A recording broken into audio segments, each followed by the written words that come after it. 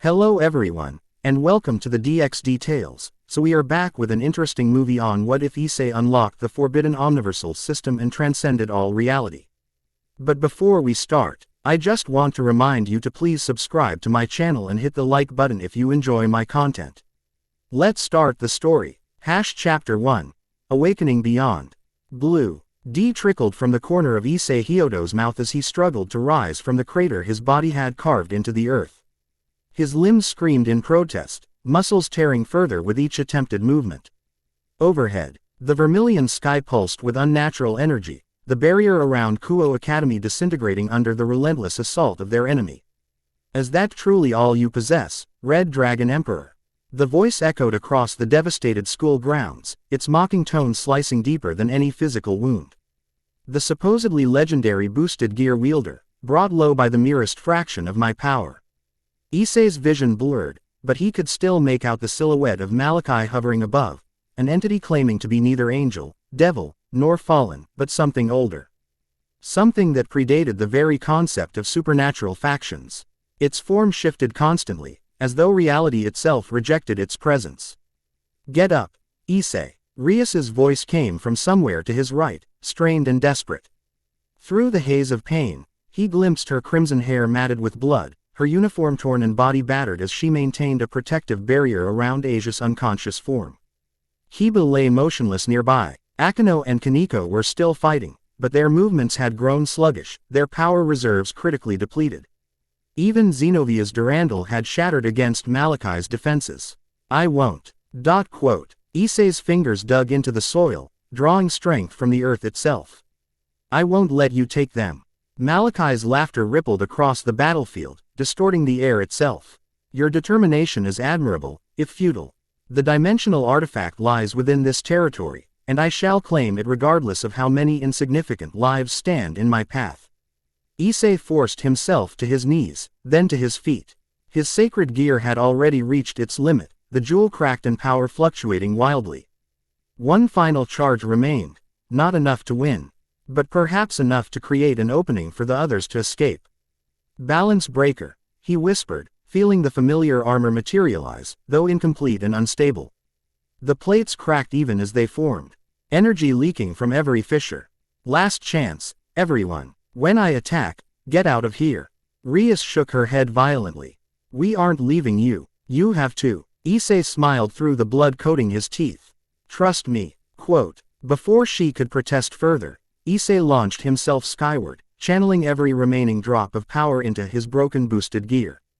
The familiar draconic energy swirled chaotically, but something else stirred beneath it, something ancient and unfamiliar that made his consciousness shudder. "Partner, something is wrong." Diedrag's voice resonated with uncharacteristic concern. "This power, it's not mine." Malachi merely watched Issei's approach with detached amusement. "Such magnificent sacrifice. It will change nothing." As Issei closed the distance, time seemed to slow. Within his mindscape, hairline fractures appeared in the very fabric of his consciousness, not from Malachi's attack, but from something within him straining against invisible constraints. The entity raised one hand almost lazily, gathering void-like energy that swallowed light itself. "Farewell, Red Dragon Emperor." The blast struck Issei directly, overwhelming his faltering defenses. The remaining fragments of his scale mail shattered, and he felt himself falling, consciousness flickering like a dying flame. As darkness claimed him, something deep inside finally broke free. His body hit the ground with devastating force, cratering the earth further. Rias screamed his name, the sound distorted as though traveling through water. Issei lay motionless, his vis. Ion dimming as he stared upward at the fracturing sky. Then he saw it, a glowing interface unlike anything he'd encountered before. Not magical circles or devil script, but something more fundamental. As though reality itself had been reduced to its base components. Ethereal blue light formed symbols and patterns that somehow bypassed his eyes, projecting directly into his consciousness. Fatal error detected. Host system failure imminent. Emergency protocol activated. Initiating Omniversal system integration. Pain unlike anything Issei had ever experienced seared through his body, worse than Riser's flames. Worse than Valley's divide, worse than Juggernaut Drive's life-consuming power. Every cell screamed as something rewrote his very existence at the most fundamental level. Malachi's voice cut through the agony. Suddenly urgent. Impossible. The artifact was never here, it was inside a human. The entity descended rapidly, abandoning its casual demeanor. The Omniversal system cannot activate now. The timeline forbidden. Issei's body convulsed as the integration continued. Through fractured perception, he witnessed something extraordinary, Malachi's form destabilizing, Ray. Liddy itself rejecting the entity's presence as new rules overrode the old. Stop this. Malachi reached for Issei, fingers elongating into impossible geometries. You understand nothing of what you're. The entity never finished its sentence. As its hand touched Issei's chest, both figures vanished in an implosion of light that swallowed sound itself, leaving behind nothing but a perfect hemisphere carved from the earth. Issei awoke to the sensation of falling through endless blue light. His body tumbled through a space that wasn't space, a dimension composed of mathematical formulae and cascading data. The pain had subsided, replaced by a disorienting weightlessness. Omniversal system integration. 37% complete. Caution. Unstable dimensional coordinates detected.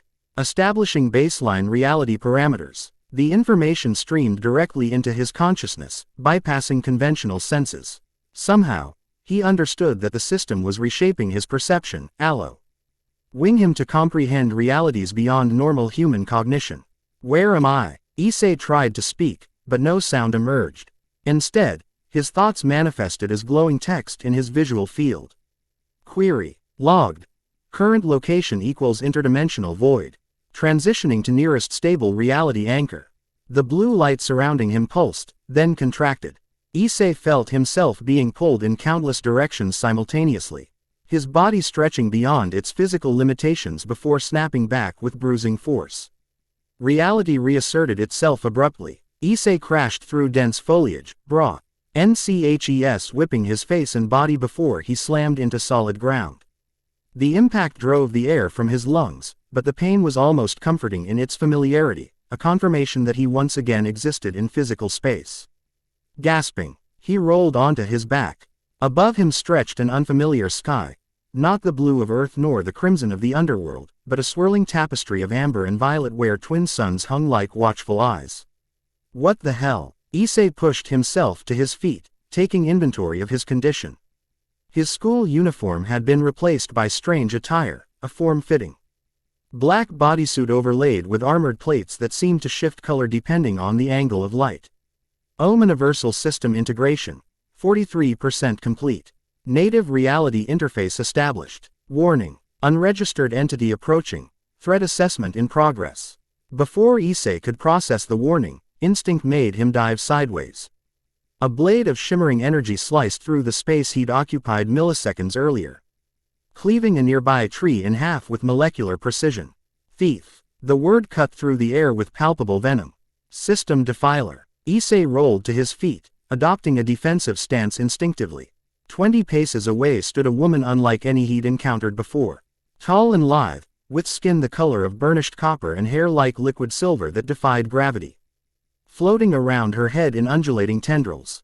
Her eyes, pupilless and glowing with inner light, fixed on him with murderous intent.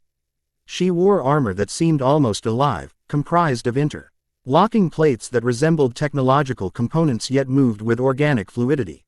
In her right hand, she wielded a weapon that shifted between sword, spear, and whip as though unable to decide its true nature.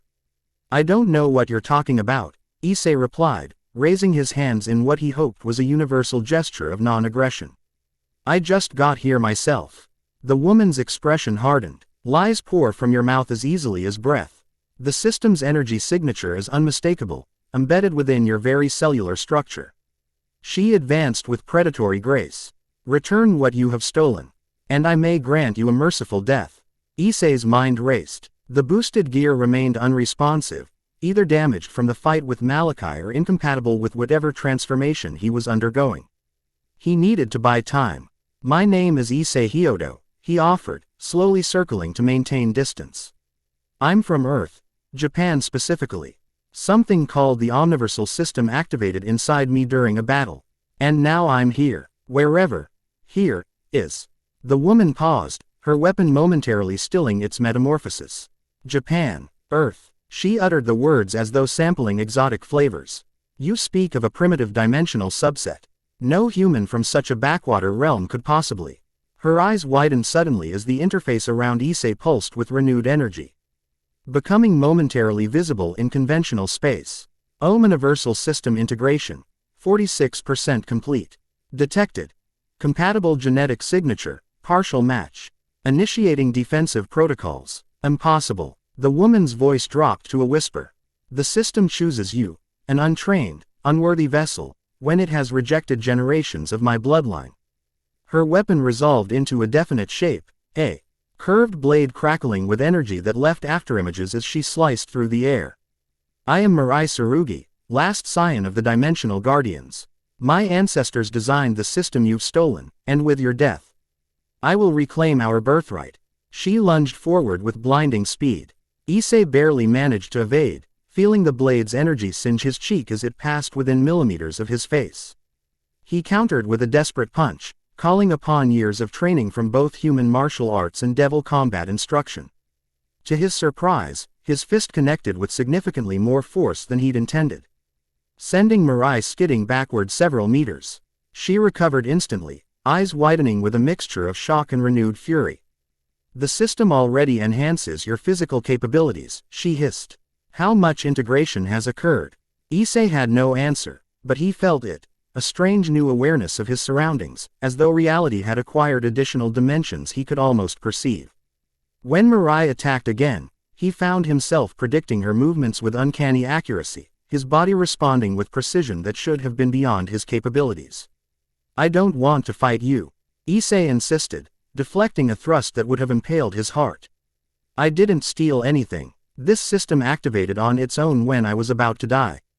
Convenient explanation. Mirai's weapon shifted again, becoming a whip that coiled around Issei's ankle before he could react. Electricity surged through the connection, and he screamed as agony lanced up his leg. Defensive countermeasures authorized. Activating energy dispersal protocol. The pain vanished as quickly as it had arrived. Issei felt the system absorbing the attack, converting it to data that scrolled across his vision.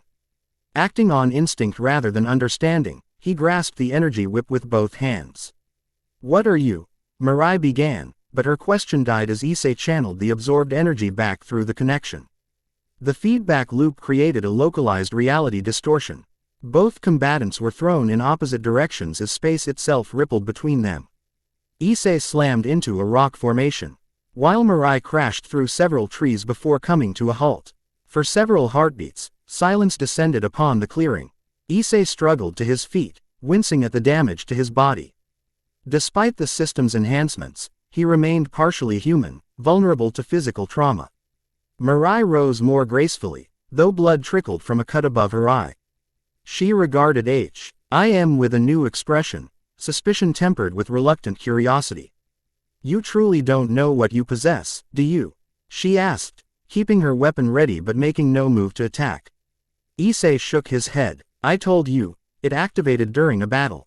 I was protecting my friends from an entity called Malachi, and when I was about to die. Malachi. Mirai's posture changed instantly, tension radiating from every line of her body. You encountered a void sovereign and survived. Before Issei could respond, the air around them shimmered. Faint at first, then intensifying, a distortion in ray liddy that made his newly enhanced senses scream warnings. Mirai's attention shifted from him to the anomaly, her expression hardening into grim recognition. They've found us, she whispered. The Sovereign's hunters. The distortion expanded, forming a perfect circle 3 meters in diameter. Within its boundaries, space itself seemed to fold inward, revealing glimpses of something beyond, a ray LM of absolute darkness punctuated by distant, cold stars. From this tear in reality emerged creatures that defied conventional biology. Their bodies appeared constructed from geometric shapes that constantly rearranged themselves, maintaining a vaguely humanoid silhouette without committing to fixed form. Where faces should have been, they possessed only swirling vortices of darker matter. What are they? Issei asked, instinctively moving into a combat stance. Void trackers, Mirai replied, her weapon shifting back to blade form. Malachi sends them to hunt those who have encountered the Omniversal system. They exist partially outside conventional reality, making them extremely difficult to harm with normal means.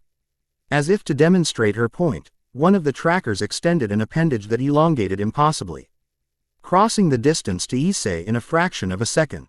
He barely managed to evade, feeling the air where it passed grow cold enough to crystallize moisture. Host. Eel entities detected. Void classification.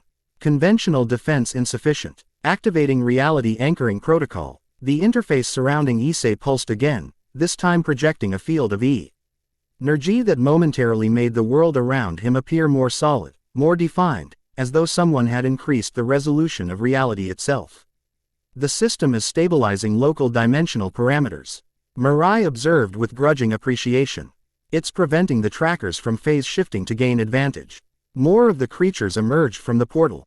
Issei counted 7, then 9, 12, each moving with the unsettling grace of predators confident in their superiority. We need to close that portal, Issei said, scanning the area for any tactical advantage. Mirai laughed bitterly. If you have suggestions on how to seal an interdimensional breach without full mastery of the system, I'm eager to hear them. The trackers attacked in perfect coordination, 3 engaging Mirai while the others converged on Issei. He dodged the first assault, then counterattacked with a punch that should have connected solidly with the nearest creature. Instead, his fist passed through its body as though striking smoke, the momentary resistance sending painful vibrations up his arm. Physical attacks won't work, Mirai called as she deftly evaded her own attackers. Her blade, unlike Issei's fist, left glowing trails through the creatures' forms, causing them to temporarily destabilize before reforming. You need to manipulate reality itself to harm them. How? Issei demanded, narrowly avoiding another frigid appendage that would have frozen him solid. The system, fool. Use it instinctively if you must, but use it. Issei had no idea how to consciously control the Omniversal system. But as more trackers surrounded him, desperation triggered something within his transforming consciousness. The interface expanded, overlaying his perception with additional information. Reality manipulation protocol accessible. Caution. Low integration percentage limits functionality. Basic commands available. Instinctively, Issei focused on the concept of solidity, of making the intangible tangible. As a tracker lunged toward him, he reached out not with his hand but with his will, visualizing the creature becoming more substantial, more vulnerable to conventional physics. The effect was immediate and dramatic. The tracker's form solidified mid-lunge, momentum carrying it forward into Issei's waiting fist. The impact shattered its newly solid form into crystalline fragments that dissolved into nothingness before touching the ground. How did you? Mirai began, momentarily distracted by his success. The lapse in attention cost her as a tracker's tendril wrapped around her weapon arm, instantly encasing it in ice up to the elbow. She screamed in pain but maintained enough presence of mind to shift her weapon to her free hand, slicing through the tendril connecting her to the creature. The severed appendage remained attached to her frozen arm, continuing to spread its unnatural cold. Issei saw her predicament and acted without hesitation. Dodging between trackers, he charged toward Mirai, applying his newly discovered ability to make 2 more creatures solid enough to shatter as he barreled through them. Hold still, he commanded as he reached her, placing his hand on the spreading ice. Thermal energy conversion initiated, calibrating to organic tissue preservation. The ice receded rapidly, the extreme cold converted to data and absorbed by the system. Mirai gasped as sensation returned to her arm, bringing with it the pain of damaged tissue. Why help your would-be killer? She asked, flexing her fingers to confirm they still functioned. Because right now, we need each other, Issei replied simply. And I don't think you're evil, just protective of something important to you. Their momentary alliance formed without further discussion. Standing back to back, they faced the remaining trackers, which had regrouped into a more cautious formation. I can make them vulnerable, Issei said, but my attacks aren't as effective as your weapon. And I can destroy them efficiently, Mirai responded, but cannot make them solid. Perhaps the system chose correctly after all. Working in tandem, they began to turn the tide. Issei would focus on a tracker, solidifying its form just long enough for Mirai to deliver a devastating strike with her morphing weapon. 3 more creatures fell to their coordinated assault, then another 2. The remaining trackers retreated toward the portal, seemingly reassessing their strategy. The brief respite gave Issei an opportunity to examine the dimensional breach more carefully, his NCED perception revealing patterns in its structure that would have been invisible before. The portal, it's maintained by a specific frequency, he observed, the knowledge emerging from nowhere yet feeling undeniably correct. If we disrupt it, Mirai followed his gaze. You can perceive its dimensional resonance already. At your integration level, I don't know what that means, Issei admitted, but I can see something. Like a mathematical equation made visible. The trackers launched a renewed assault, clearly intent on preventing whatever plan was forming. Mirai engaged them fiercely, her weapon shifting forms with dizzying speed to counter each attack. If you have an idea, implement it now. She shouted between strikes. I cannot hold them indefinitely. Issei focused on the portal, attempting to isolate the pattern maintaining its stability. The interface responded to his intent, highlighting specific nodes within the dimensional tear where reality had been forcibly reconfigured. Dimensional frequency identified. Countermeasure. Generate inverse waveform. Warning. Energy requirements exceed current capacity. Issei grimaced. He needed more power, something the old Issei would have solved with boosted gear. But that was before, in a simpler reality where power scaled linearly. Now he faced a problem of dimensional mathematics. Or perhaps not so different after all. Mirai, he called. I need to borrow some of your energy. The weapon, it's attuned to dimensional frequencies, isn't it? She dispatched another tracker before responding. Yes, it's calibrated to. She cut herself off. Understanding dawning. You intend to use my ancestral blade as a conduit. If we want to close that portal, yes. Mirai hesitated for only a moment before nodding sharply. Catch. She threw her weapon toward him, the blade spinning through the air before transforming mid-flight into something resembling a staff. Issei caught it, feeling the energy within respond to his touch, initially resistant. Then gradually accepting as the system mediated between incompatible powers. External energy source detected. Compatibility conversion in progress. Dimensional stabilization protocol initiated. The staff grew warm in Issei's hands as he directed its energy toward the portal. Mirai, now weaponless, retreated to his position, her hands moving through complex gestures that seemed to guide the energy flow. Focus on reversing the dimensional polarity, she instructed. Visualize pushing the void back into itself.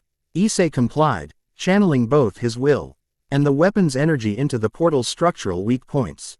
The tear in reality began to fluctuate, its edges contracting then expanding erratically. The remaining trackers abandoned all pretense of strategy. Charging desperately toward them, Mirai intercepted the first with nothing but her bare hands, manipulating its trajectory to collide with another. Their momentarily overlapping geomet rise caused both to destabilize catastrophically. Almost there, Issei called, feeling the portal's resistance weakening. The staff in his hands had begun to glow with intensity that should have been blinding. Yet somehow didn't harm his transformed vision. With a final surge of will, Issei reversed the dimensional frequency completely. The portal collapsed inward with a sound like reality itself sighing in relief. The implosion creating a shockwave that knocked both him and Mirai backward. The final tracker, caught mid-transition between dimensions, shattered into countless fragments that dissolved into motes of dark light. Silence descended upon the clearing once more, broken only by their labored breathing. Issei remained on his back, staring up at the alien sky as his body processed the aftermath of dimensional manipulation. Beside him, Mirai sat up slowly, regarding him with an expression he couldn't quite interpret. You closed an interdimensional breach, she stated flatly. With minimal training and partial system integration. Issei pushed himself up on his elbows. I had help. Indeed. She extended her hand, and her weapon transformed from staff back to sword before flying from Issei's grasp to hers. You continue to confound expectations. Omniversal system integration. 51% complete. Dimensional stabilization successful. Recommended action. Continue integration in secure location. The interface message reminded Issei of his ongoing transformation, and his complete displacement from everything familiar. I need to get back home, he said, rising to his feet. My friends were in danger when I Left. Mirai regarded him thoughtfully. That may prove difficult. The system brought you here for a reason, likely because this dimensional plane is more compatible with the integration process. She gestured to the alien landscape around them. This is Nexus Terra, a realm existing at the crossroads of multiple dimensions. Time flows differently here. Differently how? Issei asked, sudden dread filling him. More slowly, relative to your native dimension. She hesitated, then added, what felt like minutes here might represent hours or days in your Earth realm. The implications hit Issei like a physical blow. His friends, potentially still battling Malachi, or worse, already defeated. Rias, Asia, everyone he'd sworn to protect, their Atesh unknown while he struggled in an alien dimension. I need to return immediately, he insisted, scanning the interface for any command or protocol that might transport him back. Mirai stepped closer, her expression softening fractionally. That would be unwise. The system's integration is barely past halfway complete. Attempting dimensional travel in your current state could destabilize the process, potentially destroying both you and the system itself. I can't just abandon them. Issei protested. You may have no choice. Mirai's voice remained level, though not unkind. Furthermore, if Malachi targeted your dimension specifically, returning prematurely would only draw his attention back to your friends. Issei wanted to argue further but found himself lacking counter-arguments. The system itself seemed to agree with Mirai, as new information scrolled across his vision. Interdimensional travel, currently contraindicated. Minimum 75% integration required for stable transition. Estimated time to completion, 37 standard hours. 37 hours, Issei murmured, then looked to Mirai. How long would that be in my world's time? She shrugged, a surprisingly human gesture from someone so alien. Difficult to calculate precisely. Dimensional flow rates fluctuate. Perhaps 3 days, perhaps a week. The weight of separation pressed down on Issei, but practicality asserted itself. If he couldn't return immediately, he needed to prepare himself for when he could master whatever this system was, and ensure he never again failed to protect those important to him. Then I need to accelerate the integration, he decided, and learn to control these abilities properly. Mirai studied him with renewed interest. You continue to surprise me, Issei Hyodo. Most would panic when confronted with dimensional displacement and physiological transformation. I've faced worse, Issei replied, thinking of his death at Rainer's hands, his struggles with the boosted gear's power. The weight of expectations placed upon him is Rias's pawn. At least this time, I have the chance to become stronger for those who need me. Unexpectedly, Mirai smiled, a small scion that nevertheless transformed her severe features. Perhaps that explains why the system chose you over those born to wield it. Motivation beyond mere power. She extended her hand, not in attack but in a formal gesture. I still believe the Omniversal system belongs rightfully to my bloodline, but I acknowledge your current claim to it. Until this situation resolves, I offer a truce in my knowledge of dimensional mechanics. Issei accepted her hand without hesitation. And I promise to listen and learn whatever you can teach me. As their hands clasped, the system interface pulsed once more. Genetic compatibility confirmed. Secondary user registered. Mirai Tsurugi. Limited access granted to dimensional navigation protocols. Mirai's eyes widened as new information presumably appeared in her own perception. The system acknowledges me as a secondary user. She sounded both pleased and suspicious. This is unprecedented. Is that bad? Issei asked. Merely unexpected. She withdrew her hand slowly. It seems the system is adapting to circumstances beyond its original programming. Another anomaly to add to the growing list. The twin suns had begun to set during their conversation, casting the alien landscape in deep amber and purple shadows. Temperature dropped noticeably, and strange calls echoed from the distant forest. We should find shelter, Mirai suggested. Nexus Terra's nocturnal predators are considerably more dangerous than void trackers. Issei nodded, his body reminding him of its limits through accumulated aches and exhaustion. Lead the way. I'm guessing you know this place better than I do. As they moved through the increasingly shadowed terrain, Issei found himself repeatedly checking the system interface, searching for any information about his home dimension. Nothing appeared beyond the steady progress of integration percentage, now at 52%. You fear for your companions, Mirai observed after catching him checking yet again. They're my family, Issei replied simply. Not by blood, but by choice. I'd do anything to keep them safe. Mirai was silent for several moments. My entire clan was destroyed by a void sovereign, she finally said. Not Malachi, but one of his kind. I was the sole survivor, protected by my ancestors' contingency protocols. I'm sorry, Issei offered, understanding better her fierce protection of her heritage. It was long ago by most standards. Her tone suggested the wound remained fresh regardless of time's passage. The point being, I understand your concern for your chosen family.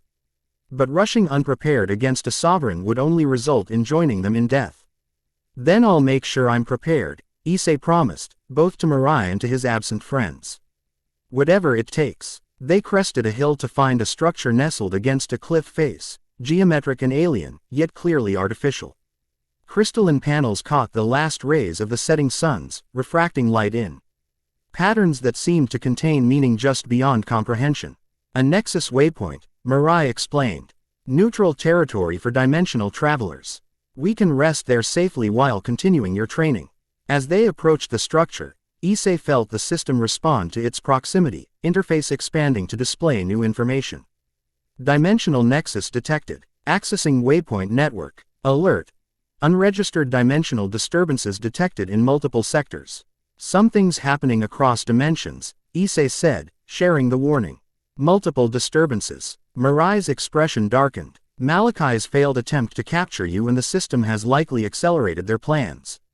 The sovereigns rarely act so openly unless circumstances force their hand. Their plans for what? Issei asked. Mirai met his gaze directly, all previous antagonism replaced by grim determination. The end of the Omniverse as we understand it, and its reformation according to their design. That is what the Omniversal system was created to prevent, and why they have hunted its wielders to near extinction. The weight of this revelation settled on Issei's shoulders, heavier than any burden he'd carried before, yet somehow fitting. From ordinary high school student to Devil Pawn to Red Dragon Emperor, each transformation had expanded his understanding of reality and his place within it. Now, the stakes had grown beyond anything he could have imagined. Then we have work to do, he stated simply, taking his first steps toward the waypoint and whatever destiny awaited beyond. Mirai followed, her weapon transforming into a pendant that she fastened around her neck. Indeed we do, Issei Hyodo. The system chose you for reasons I'm beginning to understand, but whether that choice saves or dooms us all remains to be seen. Above them, stars unlike any in Earth's sky began to emerge, their light traversing incomprehensible distances to illuminate the path ahead. And within Issei, the Omniversal system continued its transformation, rewriting his very existence 1 percentage point at a time. Omniversal system integration, 53% complete. Chapter 1 End Chapter 2, Dimensional Fractures.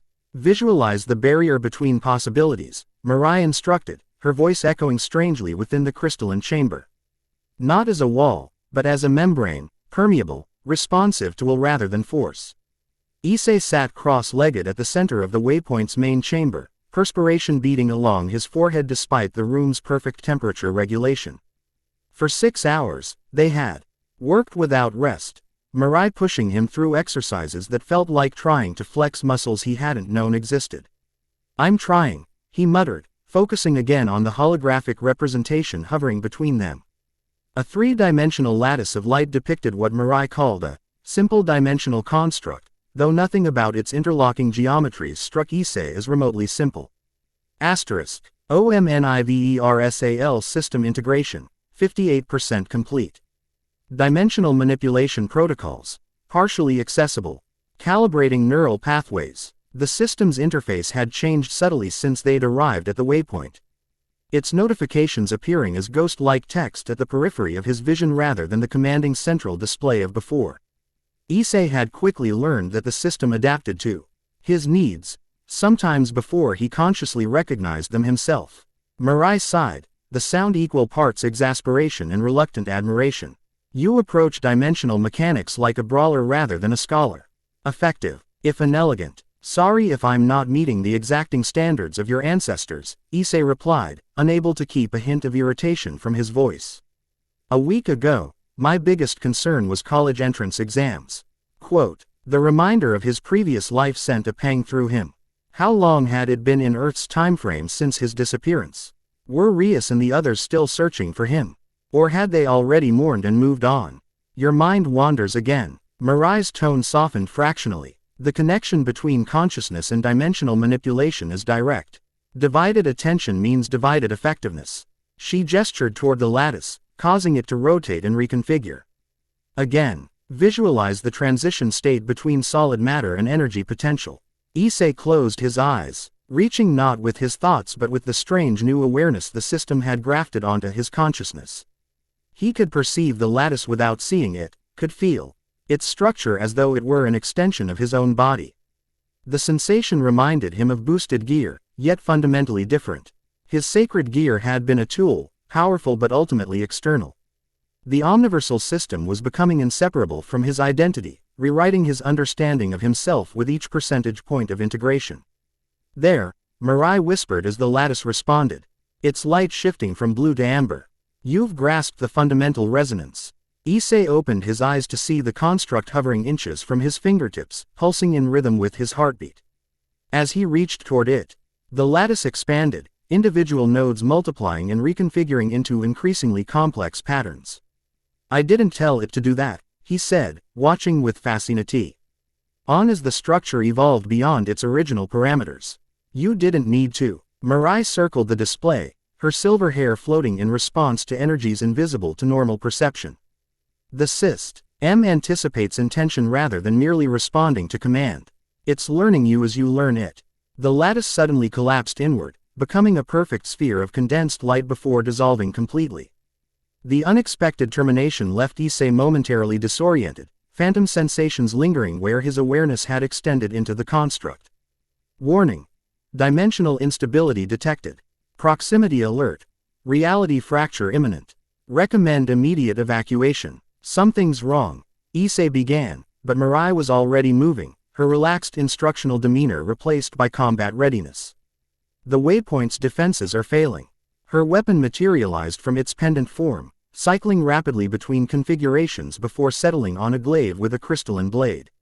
Something is attacking the structural integrity of this dimensional pocket. The chamber's walls, previously solid crystal, had begun to shimmer with disturbing fluidity. Surfaces rippled like water, occasionally becoming transparent enough to reveal glimpses of something beyond. Not the alien landscape of Nexus Terra, but a chaotic interplay of light and formless color. Malachi, Issei asked, rising to his feet as the floor itself began to undulate beneath him. No, Mirai's eyes narrowed. A sovereign would never risk direct intervention in a Nexus waypoint. This is something else, a cascading dimensional fracture. Possibly triggered by your incomplete integration. The accusation stung, but Issei had no time to defend himself. The chamber lurched violently, gravity shifting 30 degrees without warning. Both of them stumbled, Mirai catching herself against a wall that partially dematerialized at her touch. We can't stay here, she declared, pulling her hand back from the unstable surface. The waypoint is collapsing into the veil between worlds. The what? The interstitial space between defined realities. Mirai gestured toward what had been the chamber's entrance. Now a swirling vortex of contradictory colors. Our only escape route, unfortunately. Issei approached the vortex cautiously. Unlike conventional portals he'd encountered before, this opening seemed less like a doorway and more like a wound in reality itself, ragged edges pulsing with discordant energies. Is it safe? Mirai's laugh held no humor. The veil is never safe. But remaining in a collapsing dimensional pocket is certain death. At least the veil offers possibilities. Another violent tremor shook the chamber, crystalline fragments detaching from the ceiling to shatter against the floor. Where they broke, tiny rifts opened momentarily, releasing disconcerting sounds, fragments of conversations never spoken, music from instruments never built. The system, Issei began, can it?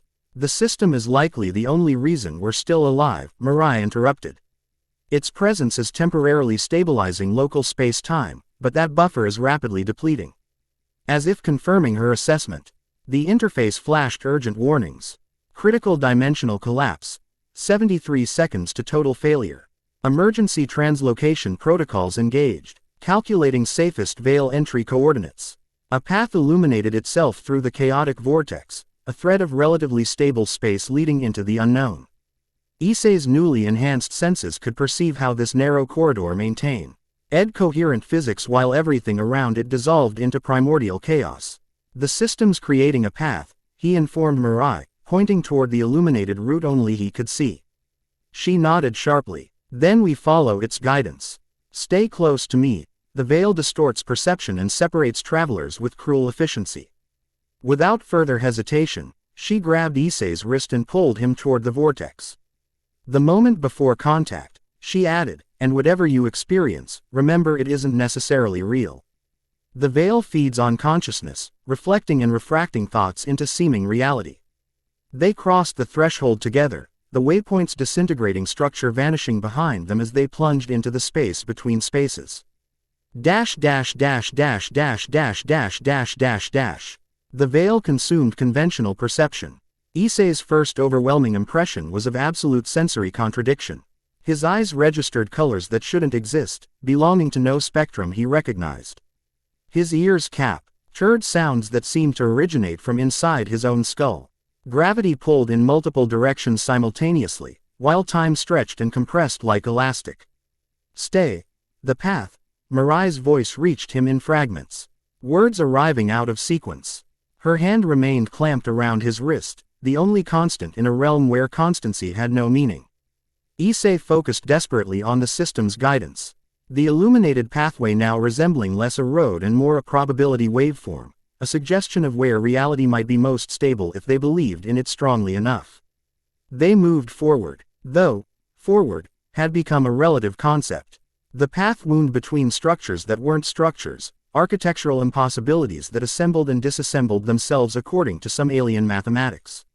Entities that might have been lifeforms or might have been thoughts given temporary substance drifted through the non-space around them. What are those? Issei managed to ask, his own voice sounding foreign to his ears. Veil dwellers, Mirai replied, her words somehow cohering more naturally than before.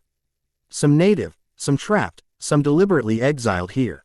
Don't attract their attention. Too late. One of the entities, a spiral of translucent tissue surrounding what appeared to be a constantly imploding star, altered its trajectory toward them.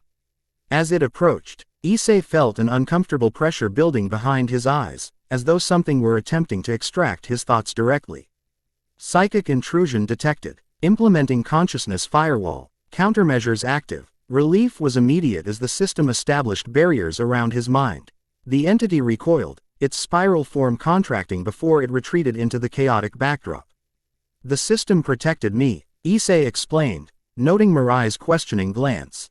Fortuitous. She continued pulling him along the deteriorating path. My people developed specialized mental disciplines to resist veil influences. I hadn't considered how we would protect your untrained consciousness. The path forked unexpectedly, one branch glowing slightly brighter than the other.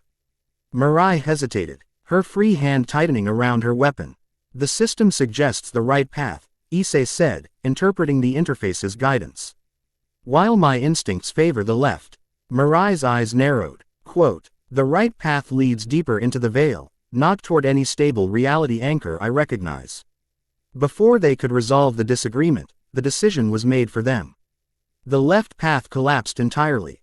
Reality itself folding along impossible geometries until the option simply ceased to exist. With no alternative, they continued right, deeper into the unstructured chaos of the veil. The environment grew increasingly unstable. Patches of what appeared to be conventional reality would briefly materialize, a fragment of forest here, an urban streetscape there, before dissolving back into primordial potential. These reality islands became more frequent as they progressed, some lasting long enough for Issei to recognize elements from Earth. Are those places real? He asked as they passed what appeared to be a Tokyo intersection. Frozen in time like a three-dimensional photograph. After a fashion, Mirai navigated around the fragment carefully. The veil contains echoes of all realities, past, present, potential futures. Abandoned timelines. Touching them can be problematic. Define problematic. You might experience the memory as though you were there, become temporarily trapped in it, or accidentally alter its connection to the primary timeline. Her tone suggested these were merely the milder possibilities. As they progressed, the pathway provided by the system began to stabilize, widening into something resembling an actual road.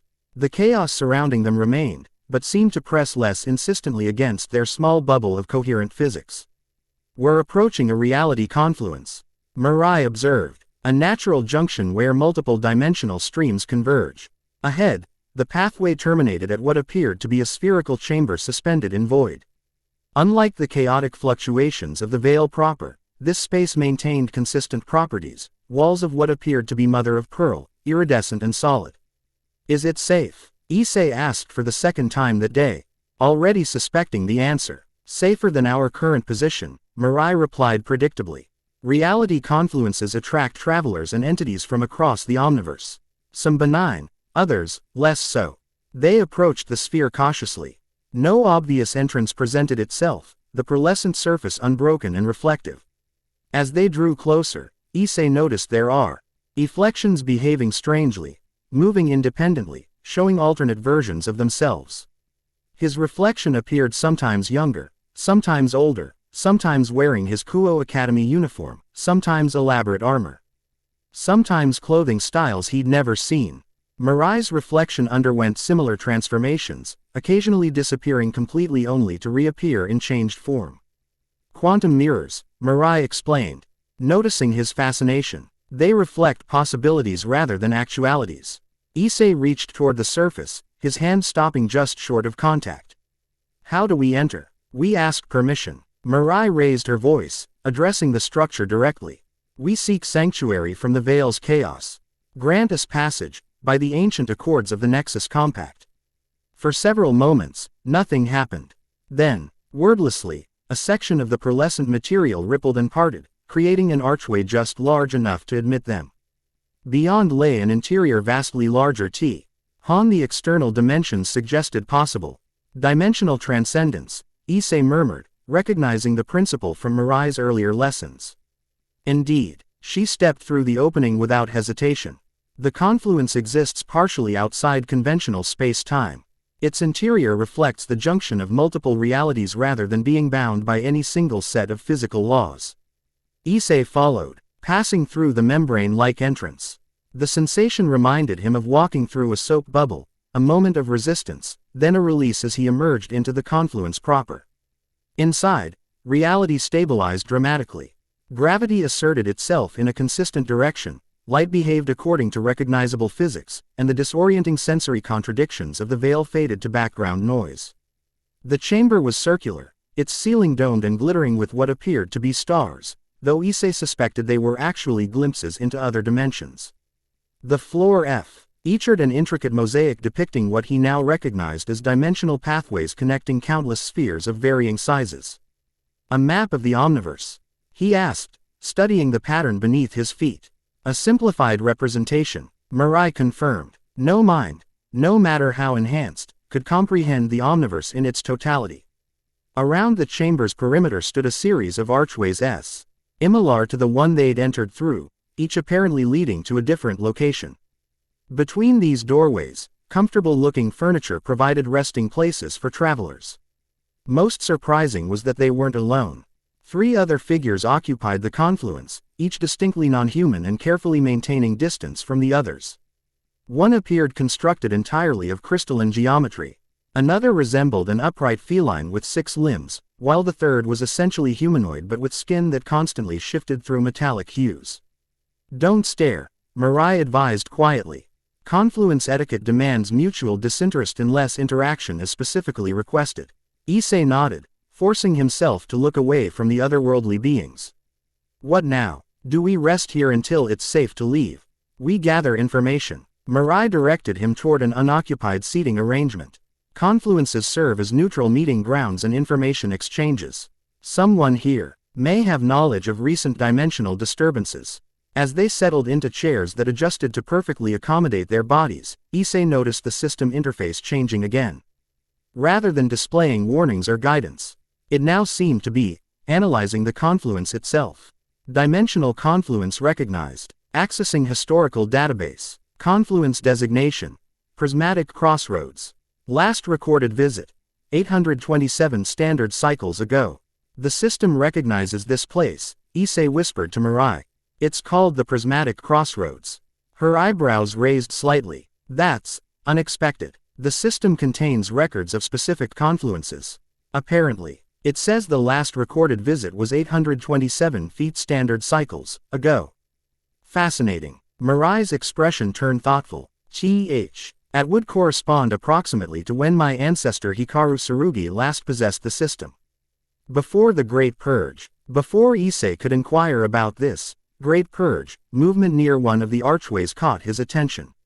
A new arrival had entered the confluence, a figure that, unlike the other occupants, appeared entirely human at first glance. A woman stepped into the chamber with the confident grace of someone accustomed to navigating multiple realities. Tall and statuesque, with pale skin that seemed almost luminescent and hair the color of burnished copper that fell in a precise line to her shoulders. Her attire consisted of an ivory bodysuit covered by a long coat of midnight blue, adorned with symbols similar to those Issei had seen in the system interface. Most striking her eyes, a deep violet that seemed to hold knowledge beyond her apparent years, pupils slightly too large to be entirely human. Alert.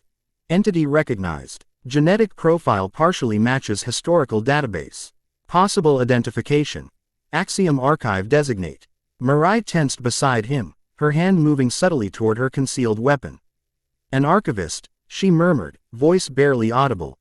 Outside their realm. Highly unusual. The newcomer scanned the chamber methodically, her gaze pausing momentarily on each occupant before moving on. When her eyes fell on Issei and Mirai, she froze. Our composed expression flickering briefly with what might have been recognition, or alarm. Without hesitation, she changed course, walking directly toward them with measured steps that echoed softly against the mosaic floor. The other occupants of the confluence shifted subtly, creating additional distance as though anticipating conflict. Don't reveal the system's presence, Mirai warned under her breath. Archivists have complicated relationships with dimensional technology. The woman stopped precisely 3 paces from them, maintaining a distance that could be interpreted as either respectful or cautious. Up close, Issei noticed fine lines of light occasionally tracing patterns beneath her skin, as though data flowed through her veins rather than blood. Dimensional travelers, she addressed them, her voice carrying harmonics that resonated in Issei's chest. You walk dangerous paths in unstable times.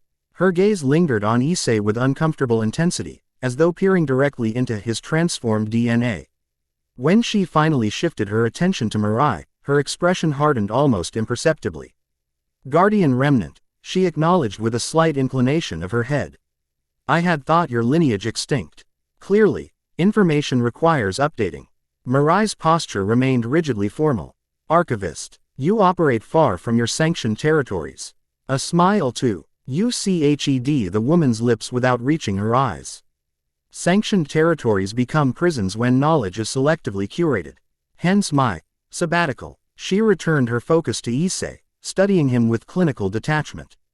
You, however, present a genuine anomaly. Human physiognomy undergirding non-standard dimensional resonance.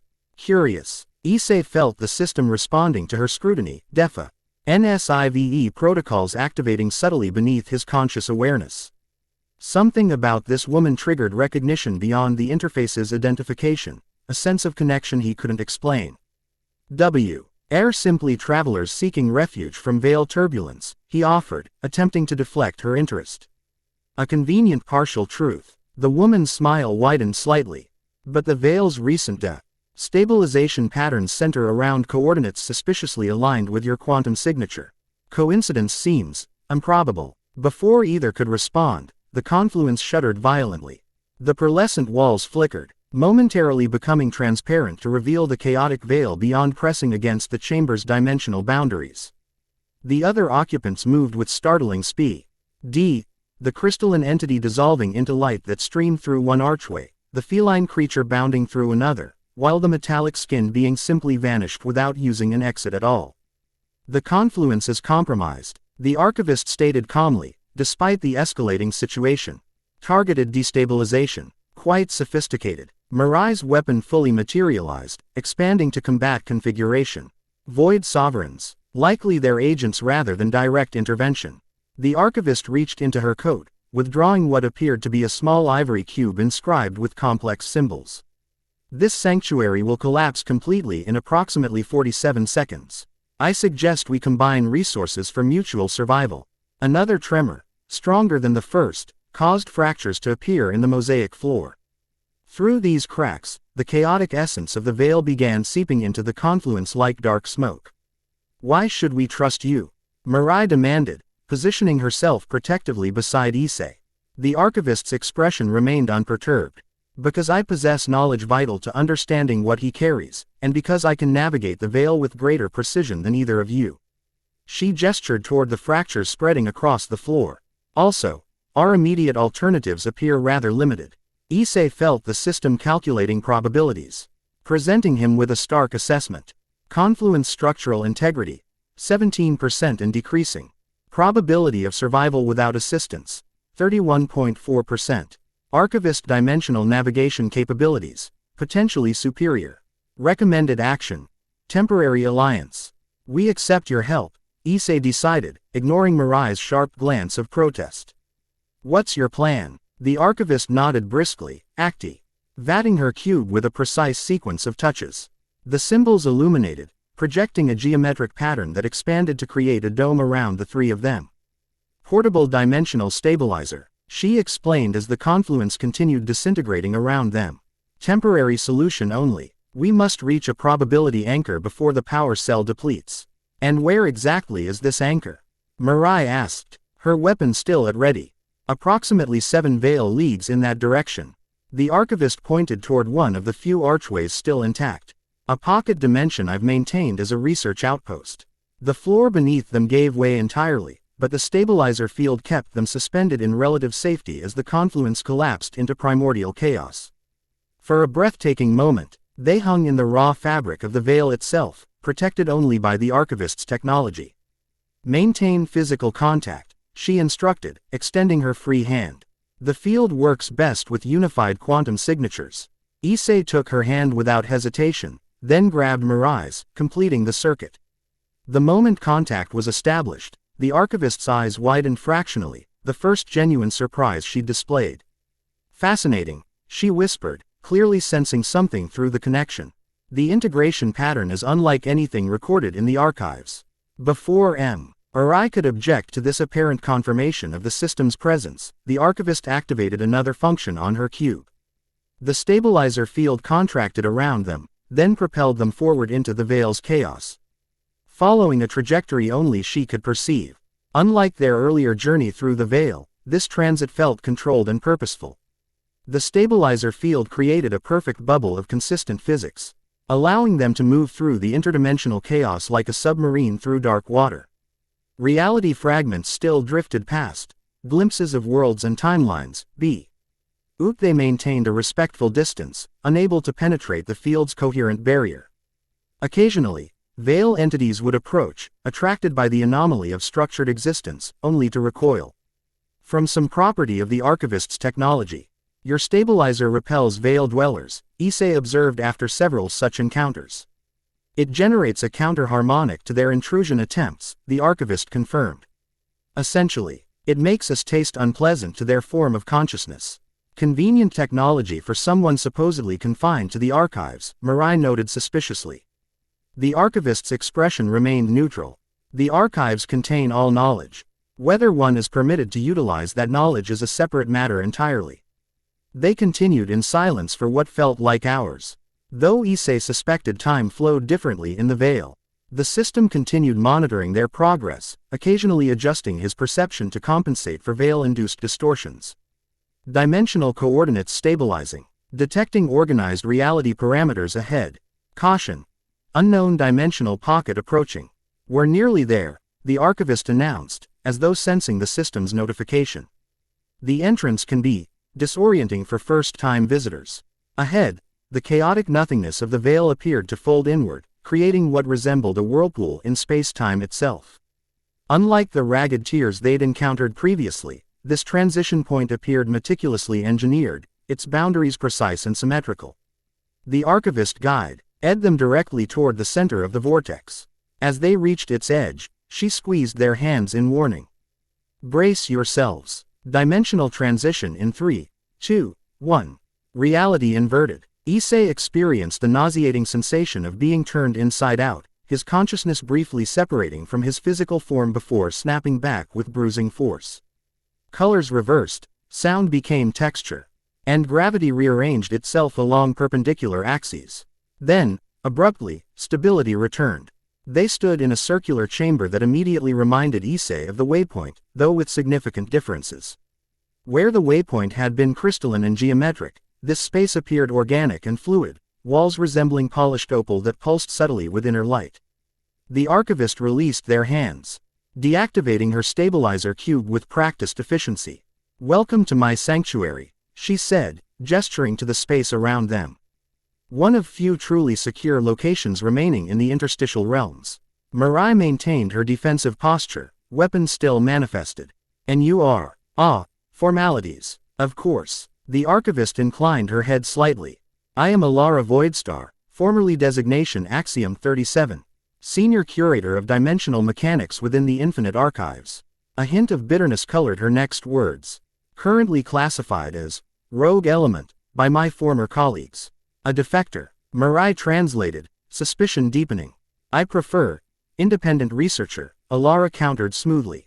"The archives neutrality policy has its merits, but when faced with existential threats to the Omniverse itself, observation without intervention becomes morally untenable."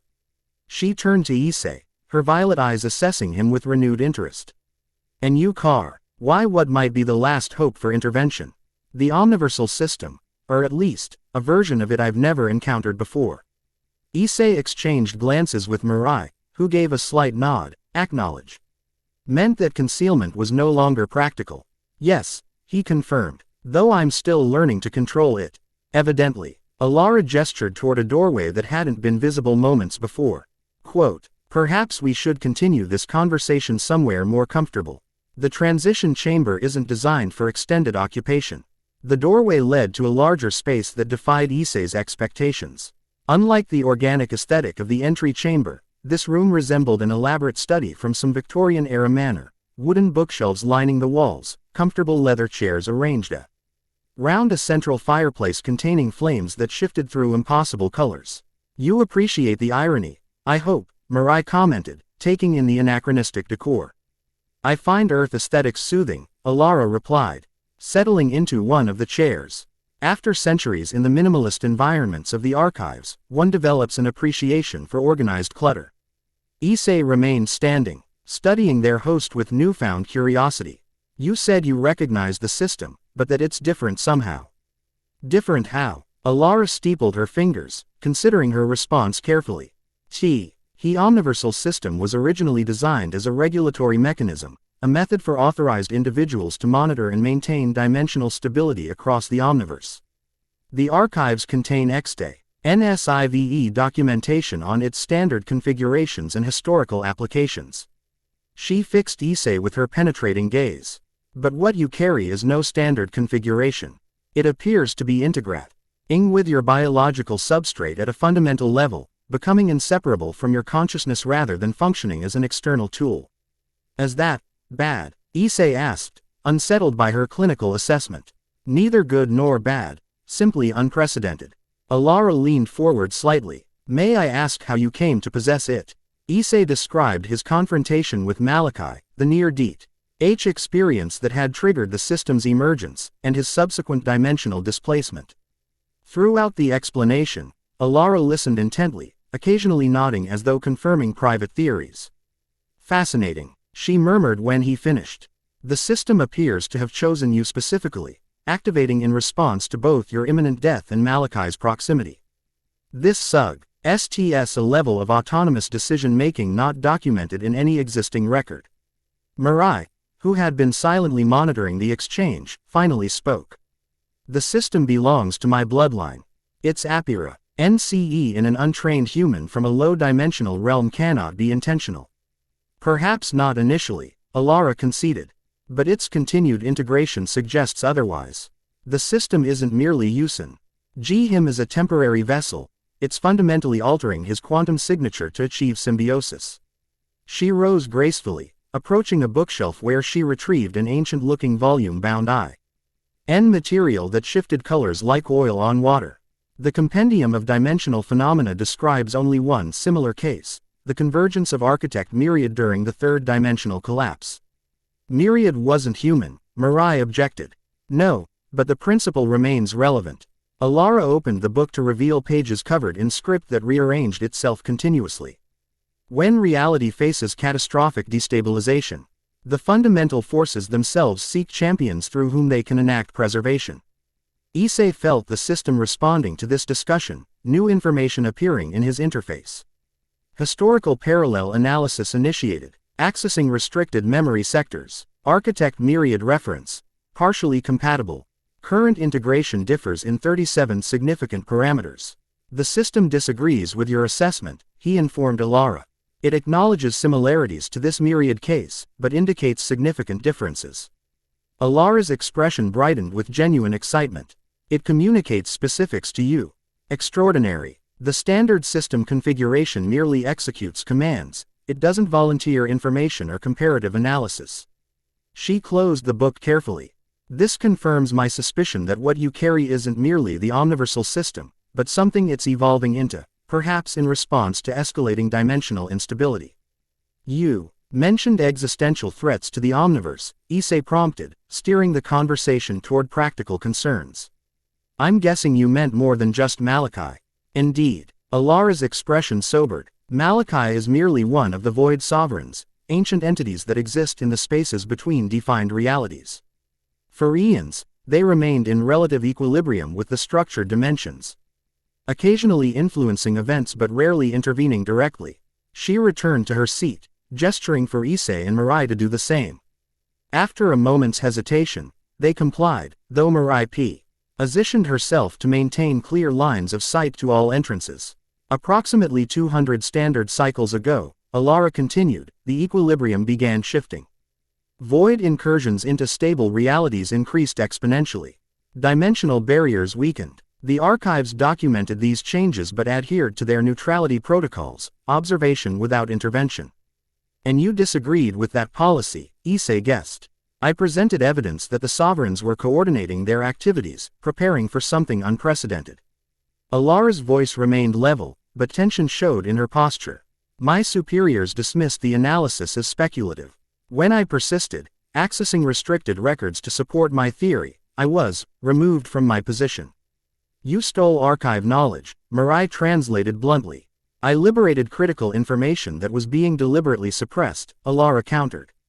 The senior archivists have maintained their neutrality so long they've forgotten its purpose, to preserve knowledge for when action becomes necessary, not to watch passively as the Omniverse unravels. She fixed Issei with an intense gaze. The appearance of the system in its evolved form, coupled with the sovereigns' increasingly overt activities, suggests we've reached a critical juncture. The question is no longer whether dimensional collapse will occur, but whether anything can be done to prevent it. The weight of her words settled heavily in the room. Issei felt the burden of responsibility increasing exponentially, no longer just for his friends back home, but potentially for countless realities across the Omniverse. So what exactly are the Void Sovereigns planning? He asked, struggling to comprehend the scope of the threat. Based on my research, they seek what they call the Great Unmaking, the dissolution of the barriers separating defined realities from the primordial void. Alara's voice dropped to near whisper. They believe existence itself is an aberration, structured reality and imperfection in the perfect chaos that preceded the Omniverse. They want to destroy everything. The concept seemed too vast to grasp. Not destruction as you understand it, Alara clarified. More like dissolution, returning all existence to undifferentiated potential, erasing the distinctions that allow individual realities, individual lives, individual moments to exist as discrete phenomena. Mirai's expression had grown increasingly grim throughout this explanation. My ancestors spoke of such ambitions in their records, but described them as theoretical. The sovereigns lacked the means to implement such a fundamental restructuring of existence. Until recently, that was true, Alara confirmed. But they've discovered, or created, a method. They call it the nullification engine. My last act before fleeing the archives was discovering references to this device in restricted historical records. And what does this have to do with the system? Issei asked, though he suspected the answer. The Omniversal system was created specifically to counter such existential threats, Alara explained. Its fundamental purpose is to maintain the integrity of differentiated reality against forces of dissolution. She regarded Issei thoughtfully, which explains why it might evolve, adapting to meet an unprecedented threat by seeking an unprecedented vessel. The implications overwhelmed him momentarily. From ordinary high school student to potential savior of the Omniverse in less than a week, the escalation seemed almost comical in its extremity. Omniversal system integration, 63% complete. Accessing dormant functionality. Nullification engine references located in sealed memory partition. The system knows something about this nullification engine, Issei reported, focusing on the immediate problem rather than existential dread. It's accessing sealed information. Alara leaned forward intently. Can you share what it's finding? Issei concentrated, attempting to access the referenced partition, but encountered resistance. It's still locked. The integration isn't complete enough yet. This confirms everything, Alara stated, rising again to pace the room. The system isn't just integrating with you, it's unlocking its own restricted capabilities in response to the Sovereign's plans. We must accelerate this process. Absolutely not, Mirai interjected sharply. Accelerated integration could destabilize both the system and its host. We've already witnessed dimensional fractures resulting from the current pace. A calculated risk compared to Omniverse dissolution, Alara countered. Easy to calculate when it's not your existence at stake, Mirai retorted. Their argument faded into background no. Eyes as Issei experienced a sudden shift in perception. The system's interface expanded dramatically, filling his visual field with streams of data too complex to comprehend. Simultaneously, he felt so. Mething probe his memories, not invasively, but with methodical precision. Moments from his past flashed through his consciousness. His childhood in ordinary Japan, his death at Rainer's hands, his rebirth as Rias's pawn. His battles alongside his devil family. Each memory was examined, categorized, and somehow indexed against dimensional parameters he couldn't fully comprehend. Then, unexpectedly, he found himself experiencing memories that weren't his own. A young girl with silver hair standing before stern elders in a chamber of living crystal, accepting a burden of responsibility that dimmed the light in her eyes. A child with copper hair and violet eyes reading ancient texts in a library that stretched beyond physical possibility, understanding concepts that should have been beyond her years. Both memories carried emotional resonance, determination mixed with isolation, pride tempered by fear of failure, dedication to principles tested by harsh realities. Issei. Mirai's voice penetrated the memory cascade, concern evident in her tone. He blinked, reality reasserting itself. Both women were standing over him, their argument apparently forgotten in shared concern. What happened? He managed, his voice hoarse as though he'd been screaming, though he had no recollection of doing so. You collapsed, Alara explained, clinical despite her evident worry. Your neural patterns displayed extreme fluctuation consistent with temporal spatial dissonance. In simpler terms, Mirai added, the system tried accessing too much information too quickly, temporarily overwhelming your consciousness. Issei realized he was lying on a sofa that hadn't been in the room before. I saw memories, not just mine, yours. He looked between them. Both of yours. Alara and Mirai exchanged alarmed glances. Quantum entanglement, Alara murmured. The system is attempting to harmonize our distinct dimensional frequencies. Why would it do that? Mirai demanded. Because it recognizes we need to work together, Issei answered with sudden clarity. It's trying to build understanding between us. He sat up slowly, head still spinning but thoughts clarifying. I saw your childhood, Mirai, how your clan elders prepared you to become the system's vessel. The responsibility they placed on you when you were barely old enough to understand it. Mirai's expression remained neutral, but her eyes betrayed surprise at his insight. And you, Alara, he continued. I saw your years in the archives, how you discovered discrepancies in the historical records that others ignored. Your growing isolation as you pursued truth while your colleagues maintained comfortable neutrality. Alara's composed facade faltered momentarily. The system shouldn't be capable of acting memories from non-integrated individuals. I don't think it extracted them, Issei corrected. I think it facilitated sharing them. The connection goes both ways. He hesitated. Which means you probably saw my memories too. The women's expressions confirmed his suspicion. For a moment, vulnerability hung in the air between them, the unexpected intimacy of shared memories creating connection where suspicion had dominated. I saw your death, Mirai acknowledged quietly, and your determination to protect those important to you, regardless of personal cost. I witnessed your transformation from ordinary human to something more, Alara added. The integration of dragon power, devil energy, and now the system, each change accepted not for personal gain but to safeguard others. The moment of connection lingered, then dissolved as practical considerations reasserted themselves. Mirai was first to redirect the conversation. Memory sharing doesn't resolve our fundamental disagreement, she stated. Accelerated integration remains dangerous, while delay courts greater danger, Alara countered, though her tone lacked its previous edge. However, I concede that forced acceleration might prove counterproductive. She turned to Issei. The decision ultimately belongs to you. You bear both the system and the consequences of whatever path we choose. The responsibility felt crushing, yet strangely appropriate.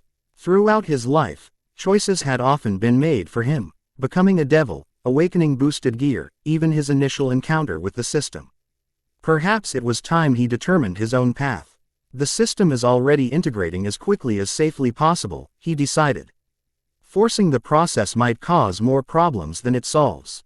Instead, we should focus on understanding what we're facing while the integration completes naturally. He looked to Alara. You mentioned the archives contain information about the nullification engine. Could we find more there? The infinite archives contain all knowledge ever recorded across the Omniverse, Alara confirmed. Including, I believe, detailed information about both the engine and potential countermeasures. But you're a fugitive, Mirai pointed out. Returning would mean capture and likely memory purging. Under normal circumstances, yes. A calculating expression crossed Alara's face. However, recent events suggest the archives' security may be compromised already. The Void Sovereigns wouldn't risk direct confrontation with the archivists, but infiltration through proxies. Entirely possible. You're suggesting we exploit this compromise. Mirai sounded reluctantly impressed. I'm suggesting we investigate it, Alara clarified. If the Sovereigns have indeed penetrated archive defenses, we have both moral justification and practical opportunity to access the restricted knowledge sections. The system seems to think the archives are important, Issei added, interpreting the interface's subtle prompts. It's trying to access information about their location and security protocols. Alara nodded. The system's original programming would include comprehensive data on the archives, given their intertwined histories. So we have a destination, Issei concluded. The question is how to get there safely, especially with reality becoming increasingly unstable. As if triggered by his observation, the sanctuary shuddered violently. Books tumbled from shelves, and the impossible fire flickered erratically before stabilizing. Speaking of instability, Mirai commented dryly, steadying herself against a bookcase. Alara moved quickly to a section of wall that rippled at her touch, revealing a complex array of crystalline instrumentation. Dimensional integrity declining rapidly, she reported after examining the displays. This pocket reality won't maintain cohesion much longer. The Void Sovereigns found us? Issei asked, rising to his feet. Not directly. Alara's fingers danced across controls, making adjustments. This appears to be systemic degradation affecting all interstitial spaces. The barriers between defined realities and the veil are weakening globally. The nullification engine, Mirai suggested grimly. They've activated it. Preliminary stages only, Alara qualified. If full activation had occurred, we'd already be experiencing complete dimensional collapse. Another tremor, stronger than the first, rattled the sanctuary. A crack appeared in one wall, revealing glimpses of the chaotic veil beyond. We need to leave immediately, Alara decided, retrieving her stabilizer cube and several other devices from hidden compartments. The sanctuary's anchoring will fail completely within 20 minutes. Can we reach the archives from here? Issei asked, watching as portions of the room began to dissolve into mist. Not directly. Alara handed him what appeared to be a compass constructed from luminescent material. The archives exist in their own dimensional bubble, accessible only through specific transition points. The nearest is approximately 15 Veil leagues from here. She turned to Mirai. Your weapon, can it STILL generate dimensional severance fields? Mirai nodded, manifesting her blade. For short durations, yes. Good. We'll need every advantage. Alara finished gathering equipment, securing various devices to her belt. The veil will be extraordinarily turbulent. Maintain physical contact at all times. As they prepared to depart, Issei felt the system interface shifting again, adapting to the escalating crisis. Omniversal system integration. 64% complete. Emergency protocols accessible. Dimensional tether functionality unlocked. The system's giving me something called dimensional tether functionality. He informed the others. I think it can help keep us together in the veil. The ability to maintain quantum entanglement across reality distortions, Alara translated, impressed. That would normally require at least 80% integration. The system is prioritizing survival functions. Then let's not waste the advantage, Mirai said, moving toward the increasingly unstable doorway. The archives await, and time, whatever that means in this context, appears to be running short. As they positioned themselves for departure, Issei felt an unexpected moment of clarity amidst the chaos. Despite the overwhelming circumstances, he had found unlikely allies, a warrior born to responsibility and a scholar who sacrificed position for principle. Perhaps the system had chosen his path more wisely than anyone realized. With determination replacing uncertainty, he activated the dimensional tether, connecting the three of them at a quantum level as they prepared to face the chaotic veil once more, this time with purpose beyond mere survival. The sanctuary dissolved around them, reality giving way to primordial potential as they took their first steps toward the archives and the knowledge that might save the Omniverse, or witness its final unmaking. Chapter 2 End Chapter 3, The Axiom Archives. The veil churned around them with unprecedented violence. Reality fragments collided and shattered like glass, releasing dissonant harmonics that threatened to unravel consciousness itself. What had been merely chaotic during their previous transit now approached cataclysmic, the V.R.E. fabric of interdimensional space deteriorating at an alarming rate. The tethers holding, but just barely. Issei shouted over the cacophony of collapsing possibilities. The luminous connection he maintained between himself, Mirai, and Alara pulsed erratically, straining against forces it was never designed to withstand. Alara navigated at the lead, her stabilizer cube projecting a shield T. Had parted the worst of the chaos before it could reach them. Her movements displayed the precision of someone who had traversed the veil countless times, yet even she struggled against the increasing turbulence. We're approaching a dimensional eddy, she called back, her voice distorted by reality fluctuations. Prepare for gravitational shift. The warning came seconds before they hit what felt like an invisible whirlpool in space-time. Their protective bubble tumbled violently, spinning through conflicting gravitational fields that pulled in impossible directions simultaneously. Issei fought the disorientation, focusing entirely on maintaining the quantum tether between them. Dimensional stress exceeding safety parameters. Tether stability at 47%. Recalibrating. The archives must be closer than this, Mirai shouted. Her weapon configured as a harpoon anchored into what passed for solid matter in the veil. We can't survive these conditions much longer. The deterioration is worse than anticipated. Alara responded, making constant adjustments to her navigation instruments. Normal transition points are collapsing.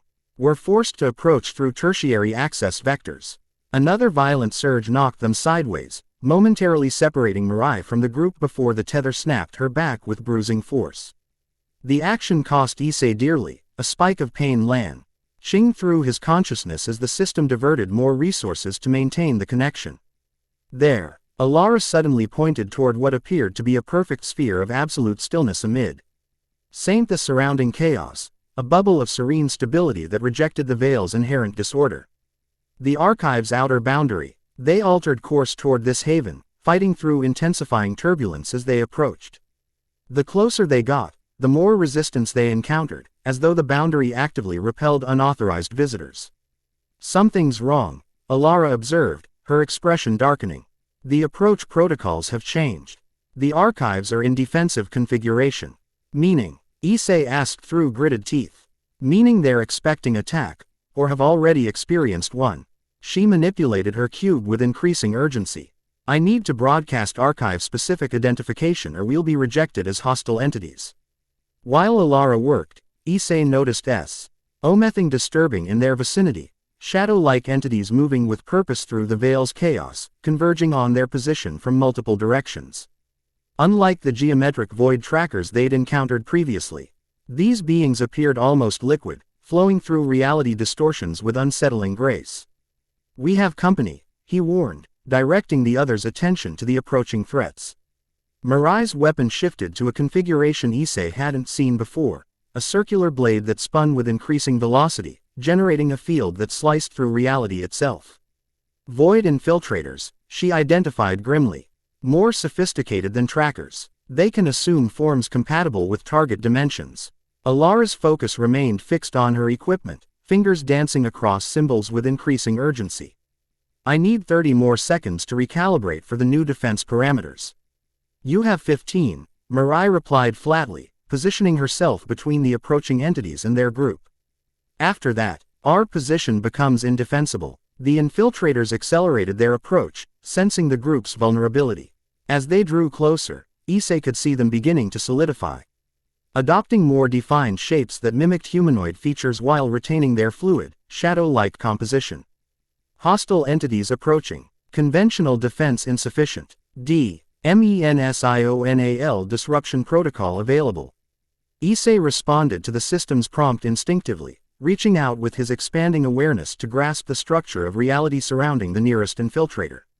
Unlike his previous manipulation that had made void entities solid, this technique worked inversely, disrupting the infiltrator's ability to maintain coherent form in their vicinity. The effect was immediate and spectacular. The leading entity distorted violently, its carefully constructed shape unraveling into component particles that scattered across multiple dimensional planes simultaneously. The remaining infiltrators hesitated, clearly reassessing the threat level. "How did you?" Mirai began, then shook her head. Questions later. "Can you repeat that effect?" "I think so," Issei confirmed. Though the exertion had cost him. The system's integration percentage remained unchanged, but he felt the strain of accessing advanced functions prematurely. Mirai engaged the next wave directly, her spinning blade creating distortions that kept the entities at bay while inflicting damage to those that ventured too close. Meanwhile, Alara continued her work with remarkable focus despite the chaos surrounding them. "Almost there," she reported, her device pulsing with increasing brightness. "Prepare for transition. It will be abrupt when the archives recognize my signature." The infiltrators launched a coordinated assault, converging from all directions simultaneously. Issei extended his disruption effect as widely as possible, while Mirai's weapon shifted again, becoming an edge of energy that entangled several entities at once. "Now," Alara exclaimed as her cube emitted a blinding pulse of coherent light. For a breathless moment, nothing happened. The infiltrators pressed their advantage, one breaking through their defenses to wrap shadowy tendrils around Alara's arm. She cried out in pain as the contact created visible corruption spreading across her skin. Then, without warning, the archives responded. The sphere of stability expanded explosively, engulfing them in an instant while pushing back the veil and everything within it. The transition was both instantaneous and eternal, a paradoxical experience of time suspension followed by sudden acceleration. Reality reasserted itself with stunning clarity. The chaotic sensations of the veil vanished, replaced by absolute stillness and silence so profound it seemed tangible. Issei found himself standing on solid ground that appeared to be polished marble in impossible white, extending in all directions toward a horizon that never quite resolved itself.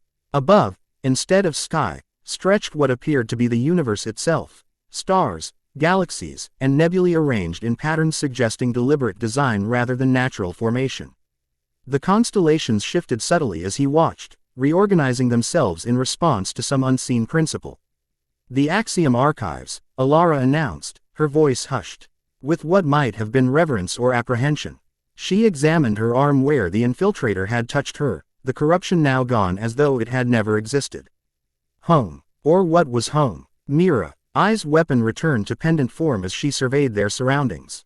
I expected more. Books. A smile touched Alara's lips. This is merely the approach, the buffer zone between the veil and the archives proper. It allows visitors to acclimate to stable reality before entering the knowledge repositories. Issei took a moment to assess his condition. The system's interface had receded to minimal presence, as though the stable environment required less active monitoring. The dimensional tether had dissipated naturally, no longer necessary in this coherent reality. Omniversal system integration. 65% complete. Location recognized. Axiom approach. Historical records indicate 1,372 previous visits. The system has been here before, Issei observed. Many times, apparently. Unsurprising, Alara replied. The Omniversal system and the Axiom archives share origins in the early organization of reality. Both were created by the original architects as complementary mechanisms, the archives to preserve knowledge, the system to implement it when necessary. She gestured toward a point on the horizon where a structure had begun to materialize, a towering edifice of impossible geometry that seemed to fold into itself while simultaneously expanding outward. The archives proper will present themselves when they determine we're sufficiently acclimated. Until then, Issei. The incredulous voice froze all three of them in place. It came from behind, feminine and achingly familiar to Issei, a voice that absolutely should not exist in this realm beyond conventional reality. He turned slowly, afraid that the veil had somehow affected his mind, creating illusions from memory and longing. But there she stood, 100 paces away on the pristine marble surface, Kaori Hayashi, his childhood friend. Looking simultaneously terrified and relieved in her rumpled Kuo Academy uniform. Kaori. Disbelief made his voice crack. How? What are you doing here? She ran toward him with desperate speed, ignoring the strange environment and his equally strange companions. When she reached him, she threw her arms around him with such force that they nearly toppled over. I thought I'd never find anyone I knew. She sobbed against his shoulder. I've been lost in this nightmare for what feels like weeks. Nothing makes sense. There are monsters everywhere. Reality keeps changing.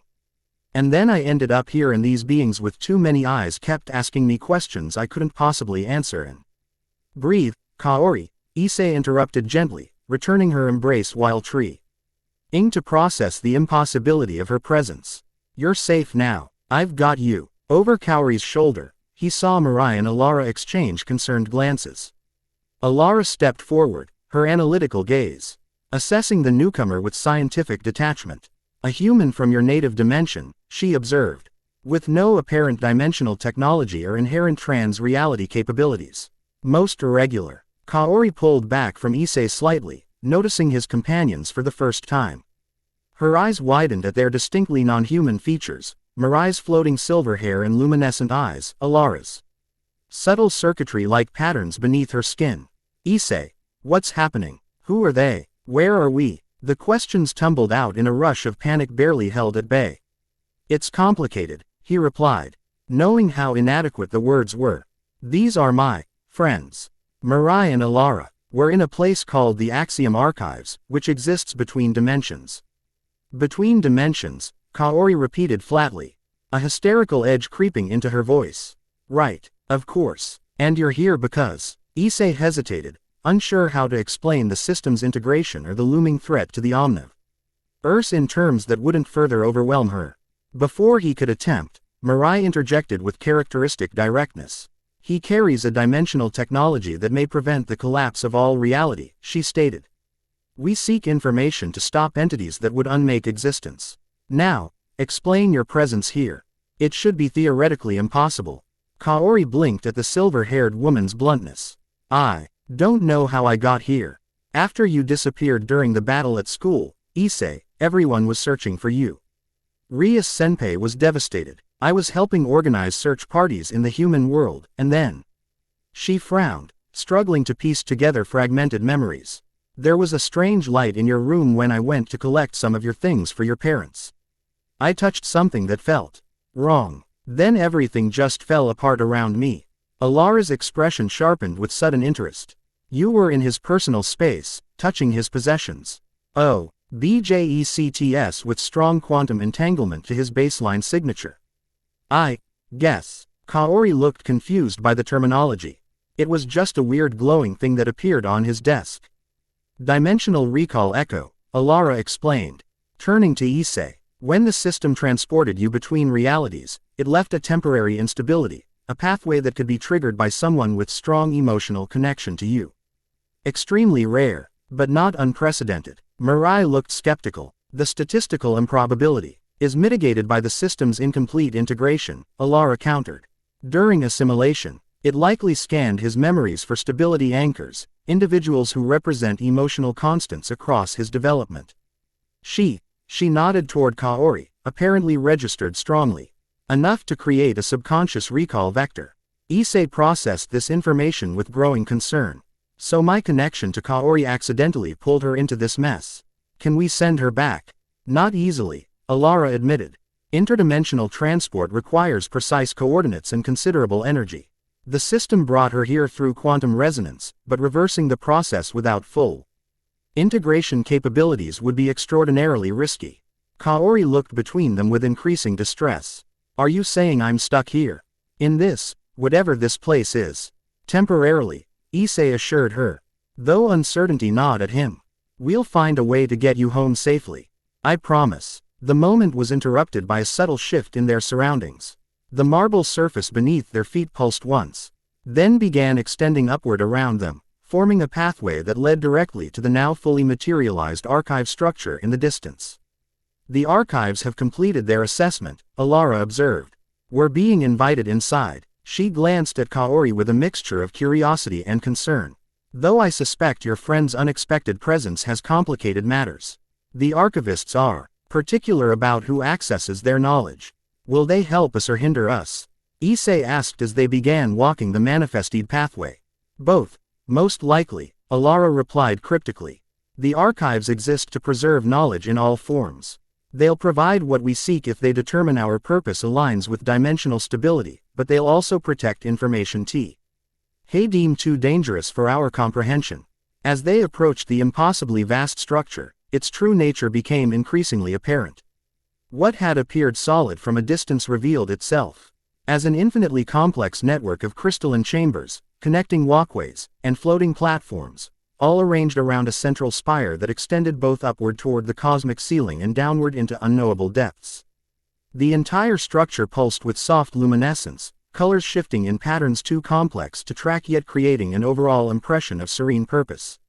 Issei felt the system responding to their proximity. Interface expanding to display new information. Axiom Archive's main index detected. Attempting synchronization. Access protocols have changed. Recalibrating. Even the system needs to adjust to current archive protocols, Issei noted as they reached the base of the structure. The archives evolve constantly, Alara explained. Knowledge perpetually reorganizes itself according to significance, relevance, and interdimensional impact. No visitor experiences the same archive twice, not even those of us who lived here for centuries. The entryway reconfigured itself as they approached, a grand archway forming from what had been seamless crystal moments before. Symbols carved into its surface glowed with inner light, shifting and rearranging themselves as though evaluating the newcomers. Identification protocols, Alara murmured, stepping forward. Allow me. She placed her palm against a specific configuration of symbols, which responded by flowing like liquid beneath her touch. For several tense moments, nothing happened. Then the symbols flashed from blue to amber, and Alara's expression tightened. Problem? Mirai asked, hand drifting toward her concealed weapon. My access privileges have been officially revoked, Alara replied, withdrawing her hand. However, they're still processing my identity rather than rejecting it outright. Interesting. Before anyone could respond, the symbols reconfigured again, this time forming a coherent message in script that somehow appeared readable to each observer in their native language. Asterisk. Alara Voidstar, Archivist status, suspended. Mirai Tsurugi, Guardian lineage, acknowledged. Kaori Hayashi, Dimensional anomaly, conditional access. Issei Hyodo, system bearer, priority clearance. The archway dissolved entirely, revealing a vast entry hall beyond, a space that combined elements of a cathedral, library, and star chamber. Pillars of crystalline material stretched upward upward a ceiling that displayed real-time images of countless different realities simultaneously. Floating platforms carried what appeared to be both people and not people, entities of diverse form and function moving with purpose among collection areas. Priority clearance, Mirai noted with a hint of resentment. The system's influence extends even here. The archives recognize its significance, Alara corrected, particularly given current dimensional instabilities. Kaori stayed close to Issei, clearly overwhelmed by the impossible architecture and otherworldly occupants. "This is insane," she whispered. "A week ago we were worrying about math exams." Her mundane reference struck Issei with unexpected poignancy, a reminder of the ordinary life that seemed increasingly distant with ACH percentage point of system integration. He found himself wondering if he would ever return to those simpler concerns, or if his path had irrevocably diverged from normal human existence. As they ventured further into the entry hall, several archive occupants took notice of them, particularly of Issei. Most maintained distance, but their attention was palpable. Some appeared humanoid with subtle differences, extra fingers, geometrically perfect features, skin with unusual colorations. Others were more dramatically non-human, beings of living crystal, entities composed of organized light, creatures with physical forms that seemed to extend into dimensions beyond normal perception. "They sense the system," Alara explained, noticing Issei's discomfort under their scrutiny. "Many archive idents have never encountered it directly, only read about its theoretical capabilities. Where exactly do we go to find information about the nullification engine?" Issei asked, trying to focus on air purpose rather than the unsettling attention. "The historical catastrophes wing," Alara replied, leading them toward a spiral staircase that appeared to be constructed from solid light. "If records of the engine exist anywhere, they'll be catalogued under existential threats to dimensional stability." As they ascended the staircase, which somehow supported their weight despite its immaterial appearance, Issei became aware of a presence following them, not threatening, but deliberately maintaining the same distance behind their group. "We have a shadow," he murmured to the others. "Upper platform, moving parallel to our path." Mirai glanced casually in the indicated direction. "Archive Guardian," she identified. "They're allowing our presence but monitoring closely. Standard protocol, so long as they remain observational rather than interventional," Alara added, her tone suggesting personal experience with the alternative. The staircase terminated at a circular platform that branched into multiple pathways, each leading to different sections of the archives. Alara chose the third path without hesitation, leading them through a series of increasingly specialized knowledge repositories. They passed chambers dedicated to extinct civilizations, alternative physics models, and what appeared to be a complete catalog of evolutionary paths across 10,000 realities. Throw out their journey deeper into the archives, Kaori remained uncharacteristically silent, her expression cycling between awe, fear, and occasional glimpses of wonder as they passed particularly beautiful manifestations of knowledge. Issei found himself watching her reactions, a grounding connection to his original reality amidst the overwhelming cosmic scope of their surroundings. "Here," Alara announced finally, stopping before an entrance that appeared significantly more secure than previous sections. Unlike the open archways they'd passed through before, this doorway was sealed with what appeared to be liquid metal that rippled with warning sigils. "The existential threat repository." The barrier assessed them silently, symbols flowing across its surface with increasing speed. After several tense moments, it parted reluctantly, creating an opening just large enough for them to pass through single file. "It's restricting easy exit," Mirai observed. "Standard containment protocol for dangerous knowledge. The archives take no chances with information that could threaten dimensional stability," Alara confirmed. "Once inside, we'll be under constant observation. Attempt nothing that could be interpreted as knowledge extraction or unauthorized duplication." They entered a space fundamentally different from the airy, open architecture of the archives, public sections. Hamber felt deliberately constrained, its walls opaque rather than transparent, its lighting subdued, its very atmosphere heavy with the weight of contained knowledge. The room's contents were organized in a spiral pattern, with older threats positioned at the periphery and more recent dangers arranged toward the center. unlike the digital or crystalline storage methods of other archive sections. Information here was contained in what appeared to be actual books, though their materials and bindings suggested origins far beyond conventional Earth publishing. The archives preserve knowledge in forms most resistant to dimensional degradation, Alara explained, noting their surprise at the antiquated storage medium. Physical encoding in specialized materials creates redundancy that purely digital or psychic records cannot match.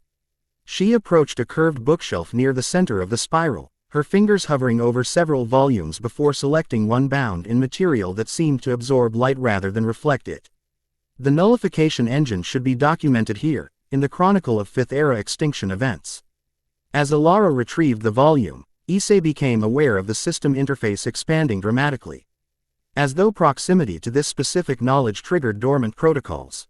Critical historical data detected, accessing sealed memory partition, synchronizing with archive records. The system is reacting to something here, he informed the others, watching as streams of data too complex to comprehend flowed through his perception. I think it's updating itself based on archive records. Alara placed the book on a reading podium that adjusted to her height automatically. The system and archives were designed to work in tandem, she confirmed. Air separation was never meant to be permanent. As she opened the volume, its pages illuminated from within, text and images becoming three-dimensional projections that hovered above the book itself. The script reorganized itself into forms comprehensible to each observer, another archive accommodation that transcended language barriers. Kaori, who had been maintaining a respectful distance from the obviously significant materials, gasped softly as the projections formed. "It's beautiful," she murmured, momentarily forgetting her fear in the face of such wonder. "Knowledge always is," Alara replied with unexpected gentleness. "Even knowledge of terrible things." The projections coalesced into images of devastation on a scale beyond comprehension, entire realities collapsing, dimensional barriers shattering. Civilizations across countless worlds facing simultaneous extinction as the very fabric of their existence unraveled. The first dimensional collapse, Alara narrated, manipulating the projection to focus on specific events. Approximately 12,000 standard cycles ago, the earliest recorded deployment of prototype annihilation technology by entities from the void. The images shifted to show a device of impossible configuration, a structure that appeared to exist in multiple states simultaneously, its form constantly shifting between solid geometry and pure energy. At its core pulsed something that hurt to look at directly, a perfect absence, a negation of reality itself. The original nullification engine, Alara confirmed, her voice solemn. Constructed from materials harvested from dying universes and powered by the converted energy of collapsed dimensional barriers. How was it stopped? Mirai asked, studying the projection with professional assessment. It wasn't. Not completely.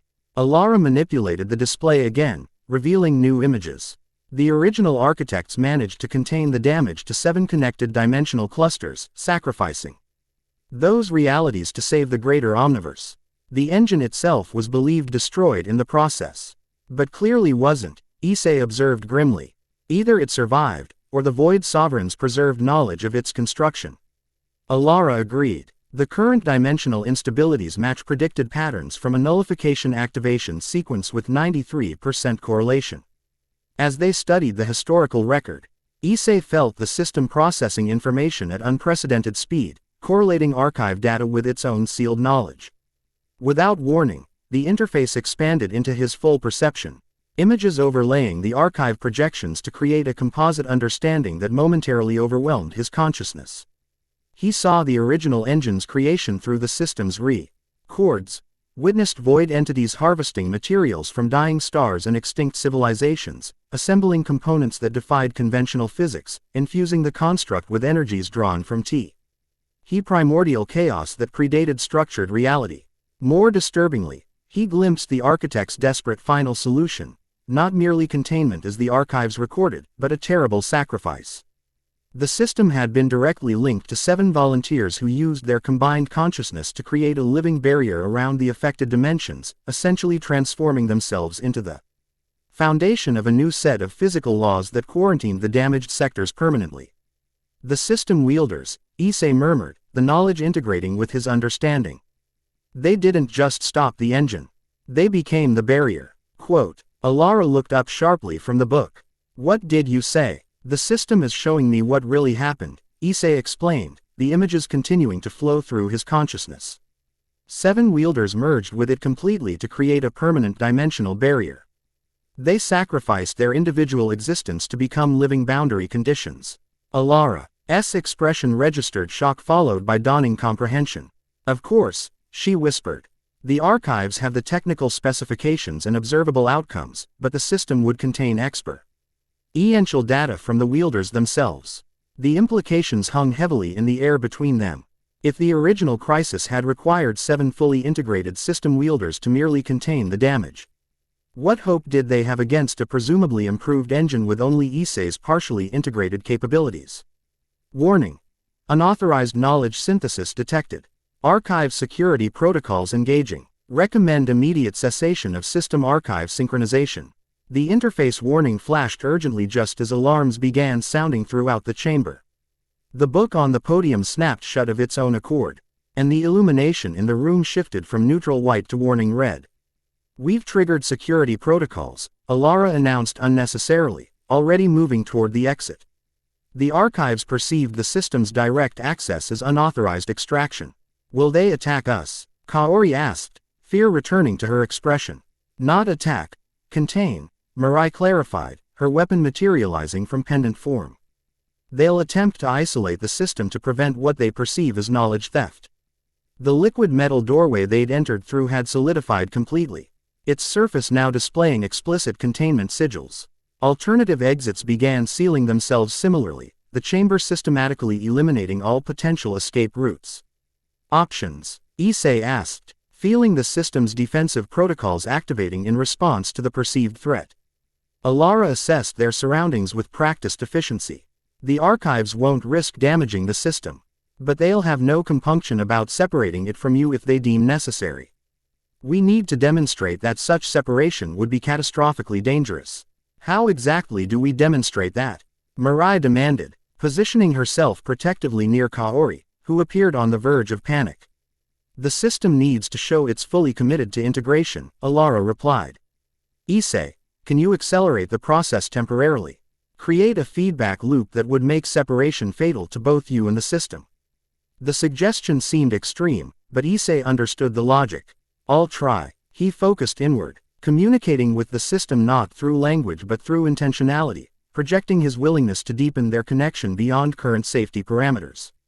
The response was immediate and intense. Temporary integration acceleration possible. Warning. Significant physiological strain. Proceed. YN. Issei mentally confirmed, bracing himself for whatever might follow. The effect was instantaneous and overwhelming, like diving into an electrical current. Every nerve ending fired simultaneously as the system temporarily bypassed staged integration protocols, critiquing a surface-level simulation of full merger. Simulating 90% integration. Duration limit. 180 seconds. Countdown initiated. His perception expanded exponentially, the chamber around them suddenly visible on multiple dimensional levels simultaneously. He could see the archive security protocols as actual entities, geometric constructs of pure information moving through the walls and floor, converging on their position with methodical purpose.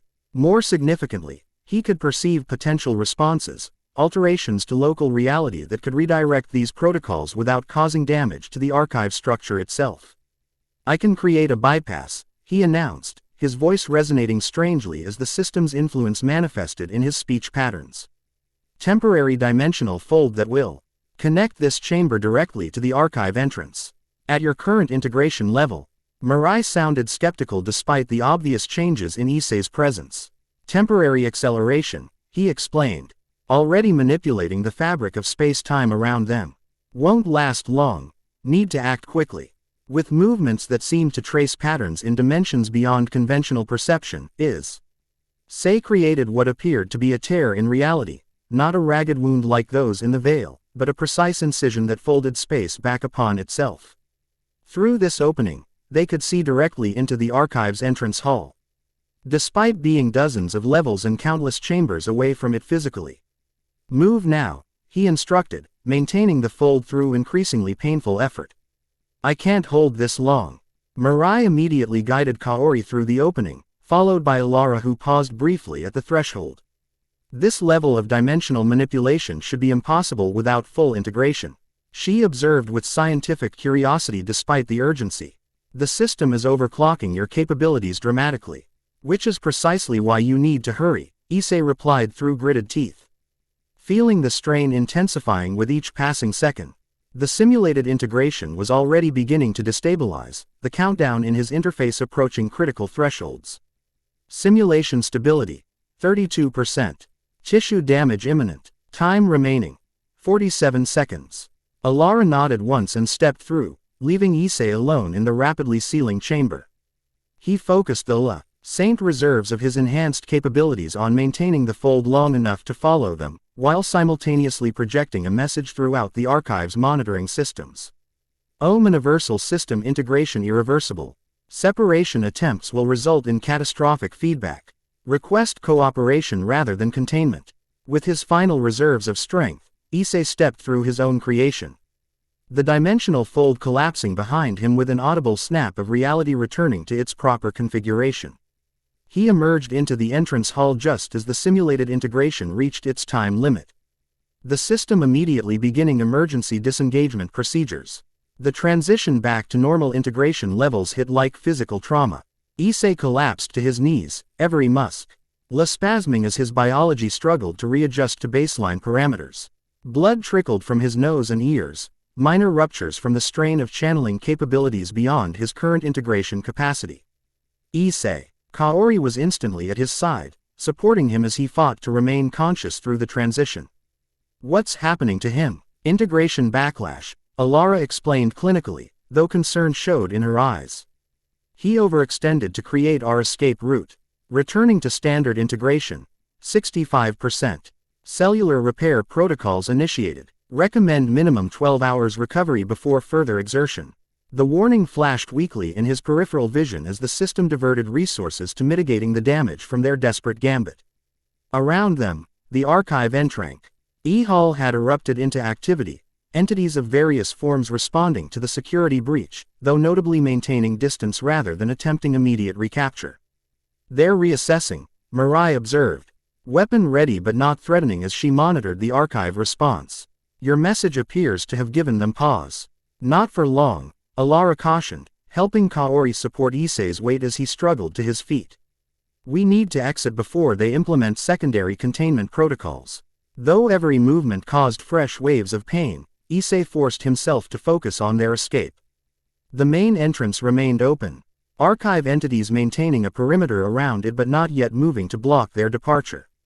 Can you walk? Kaori asked, her face inches from his, eyes wide with concern. Have to, he managed. Each word an effort, no other choice. They moved as quickly as Issei's condition allowed, crossing the vast entrance hall toward the exit while archive security. TIE forces gathered in increasing numbers. The standoff remained tense but nonviolent, neither side apparently willing to risk direct confrontation that might damage the system or archive knowledge. Almost there, Alara encouraged as they neared the threshold. The archives have limited jurisdiction beyond their formal boundaries. Just as escape seemed certain, a new figure appeared directly in their path, seemingly materializing from the very substance of the archive itself. Unlike the security entities with their uniform appearance, this being projected undeniable authority. Tall and androgynous, with skin like polished platinum and eyes containing what appeared to be galaxies in miniature, it wore robes that shifted between states of matter with each subtle movement. Principal Archivist, Alara identified, her voice betraying rare uncertainty. The figure regarded them with expression that somehow conveyed both serenity and implacable purpose. When it spoke, its voice resonated at frequencies that seemed to bypass conventional hearing, arriving directly in the consciousness of each listener. The system departs with knowledge not sanctioned for removal, it stated, each word carrying the weight of absolute authority. This creates dimensional imbalance. Despite his weakened state, Issei straightened as much as possible to address the entity directly. The knowledge was already contained within the system's sealed partitions, he countered. The archives merely helped unlock what was already present. The principal archivist's gaze focused on him with uncomfortable intensity. seemingly perceiving the integration process directly. You speak truth, yet incompletely. The system's partitioned knowledge was deliberately segregated from active access. Reintegration accelerates capability beyond safety parameters. Given current dimensional instabilities, safety parameters may require adjustment, Alara interjected. The Void Sovereigns have activated a new nullification engine. Conventional limitations become luxuries we cannot afford. This information created a perceptible shift in the entity's demeanor. Verification required. Scan the veil directly, Mirai suggested. The deterioration pattern is unmistakable to those with sufficient perceptual range. The principal archivist remained motionless for several heartbeats, though Issei sensed tremendous activity occurring beyond conventional perception. When it focused on them again, its expression had subtly altered. Verification obtained. Dimensional integrity declining at 7.3% per standard cycle. Projected collapse of outer boundaries within 42 cycles. Then you understand the urgency of our mission, Issei said, fighting through pain to maintain composure. The system chose me as vessel for reasons I'm still discovering. We seek to prevent omniversal collapse, not exploit archive knowledge for lesser purposes. The entity considered this for what seemed an eternity, galaxies swirling in its eyes as it performed calculations beyond mortal comprehension. Finally, it stepped aside with formal precision. Proceed with caution, system bearer. Integration stresses conventional dimensional parameters. The archives will not intervene, but neither will we assist if catastrophic desynchronization occurs. Alara bowed slightly. Thank you, Principal. This dispensation is temporary, the entity clarified as they moved past. Upon resolution of the current crisis, knowledge balance must be restored. Remember this. The implicit warning hung in the air as they finally crossed the archive threshold, emerging onto the pathway that would lead them back to the approach. Only when they had put significant distance between themselves and the main structure did they pause to assess their situation. That, Kaori stated with remarkable understatement, was intense. Issei managed a weak smile despite the persistent pain. The system's repair protocols were working, but our recovery would take time they potentially couldn't afford. Welcome to my new normal. Did we get what we needed? Mirai asked, addressing Alara. Or did we risk archive sanction for incomplete information? Alara's expression remained thoughtful as she considered the question. We confirmed the nature of the threat and the historical precedent. Most significantly, we learned that conventional countermeasures failed to truly neutralize the engine, merely contained its effects. Meaning we need an unconventional approach, Issei concluded. Precisely. Alara glanced at him with renewed assessment. The system's integration with you already demonstrates unprecedented adaptability. Perhaps that uniqueness is exactly what's required. As they continued along the pathway, Issei became aware of Kaori watching him with an expression he couldn't quite interpret, concern mixed with something deeper, perhaps fear not of their circumstances but of what he was becoming. You're different, Shish, said softly when she noticed his attention. Not just physically, but something fundamental has changed. The observation struck deeper than she likely intended. Issei had been so focused on tearing the system's capabilities that he'd given little thought to how the integration was changing his essential nature, transforming him from human to something for which no adequate classification existed. I'm still me, he assured her, though uncertainty colored the statement. Just more than I was before. Are you, though? She pressed gently. The Issei I grew up with could barely manage his math homework. Now you're folding dimensions and negotiating with cosmic librarians. The question hung uncomfortably between them as they reached the approach, the vast marble plain still extant toward the horizon in all directions. Unlike their arrival, no obvious exit point presented itself, the veil's chaotic presence kept firmly at bay by the archive's dimensional barriers. How do we leave? Issei asked, grateful for the practical distraction from Kaori's existential inquiry. Normally, departure coordinates would be assigned by archive protocols, Alara explained, surveying the featureless expanse. Given our somewhat irregular exit, we'll need to establish our own transition point. Mirai's expression darkened. Without archive guidance, we risk emerging into particularly turbulent sections of the veil. The deterioration is accelerating. Conditions will be significantly worse than during our arrival. We can't stay here indefinitely, Alara countered. Archive neutrality only extends so far. If the principal archivist determines our presence threatens knowledge balance, dispensation will be revoked. Issei assessed the system's current status, hoping for assistance despite his weakened condition. Omniversal system integration, 65% complete. Recovery progress, 23%. Dimensional navigation capabilities, limited.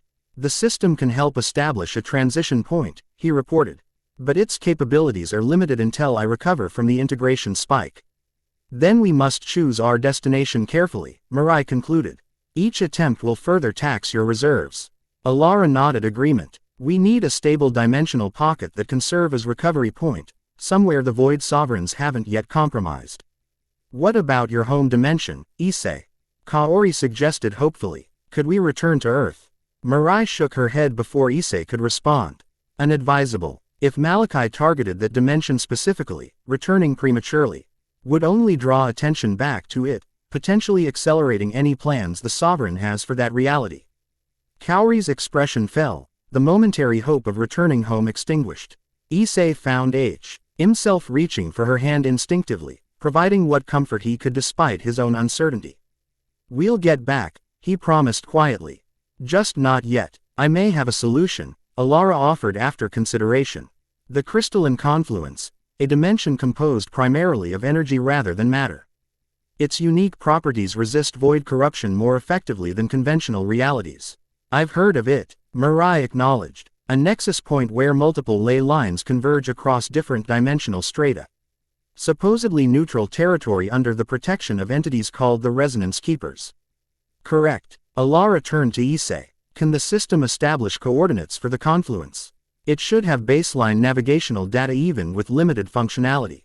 Issei focused on the request, communicating with the system through intention rather than language. After a moment of internal searching, the interface displayed coordinates, a complex mathematical formula presenting precise dimensional positioning. Got it, he confirmed. The system can create a transition point, though stabilizing it long enough for all four of us to cross will be challenging. Then we cross together, Mirai decided. Reform the quantum tether and transition as a unified entity. Alara nodded agreement. The tether should require less energy than maintaining a stable portal for sequential crossing. They positioned themselves in close proximity, Issei at the center with the three women equidistant around him. He re-established the tether with effort, connecting their quantum signatures through the system's dimensional manipulation capabilities. Unlike the previous tether that had merely maintained proximity, this connection ran deeper, temporarily synchronizing their dimensional frequencies to enable unified transition. This feels weird, Kaori commented, looking at the luminous thread connecting her to Issei with a mixture of fascination and apprehension. Like I'm both here and somewhere else simultaneously. Quantum superposition, Alara explained. Your consciousness is being prepared for dimensional transition by existing in multiple potential states simultaneously. Not helping with the weirdness factor, Kaori muttered. Issei focused on the crystalline confluence coordinates, visualizing their destination while the system translated that intention into mathematical reality. The space before them began to distort subtly, light bending around a point that grew increasingly defined, not a terror portal in conventional terms, but a precise reconfiguration of dimensional parameters. Impressive precision, Mirai observed, professional assessment momentarily overriding her habitual suspicion. Most natural system users require decades to achieve such calibration. The transition point stabilized, revealing what appeared to be a doorway composed of geometric light, mathematical patterns defining its boundaries with perfect precision. Beyond lay not darkness or chaos, but crystalline structures that caught and refracted light in impossible patterns. Now, Issei instructed, feeling his strength waning rapidly. I can't maintain this long. They stepped forward as one. The quantum tether ensuring perfect synchronization. Unlike the violent transitions they'd experienced traversing the veil, this passage felt controlled and almost gentle, a sliding between states of existence rather than forced relocation. Reality reconfigured around them with mathematical elegance, the archive's approach dissolving as the crystalline confluence manifested with breathtaking beauty. They stood upon a surface that appeared solid yet responded like liquid crystal to their presence, sending ripples of light outward from each point of contact. Surrounding them in all directions stretched structures of pure energy given form, towering crystalline formations that hummed with harmonic resonances at the edge of perception. The sky above, if S.U.C.H. a conventional term applied, displayed what appeared to be the raw mathematical underpinnings of reality itself, equations and formulas flowing like cosmic rivers between islands of concentrated potential. The overall effect was one of serene power, a place where energy found perfect expression through fundamental patterns.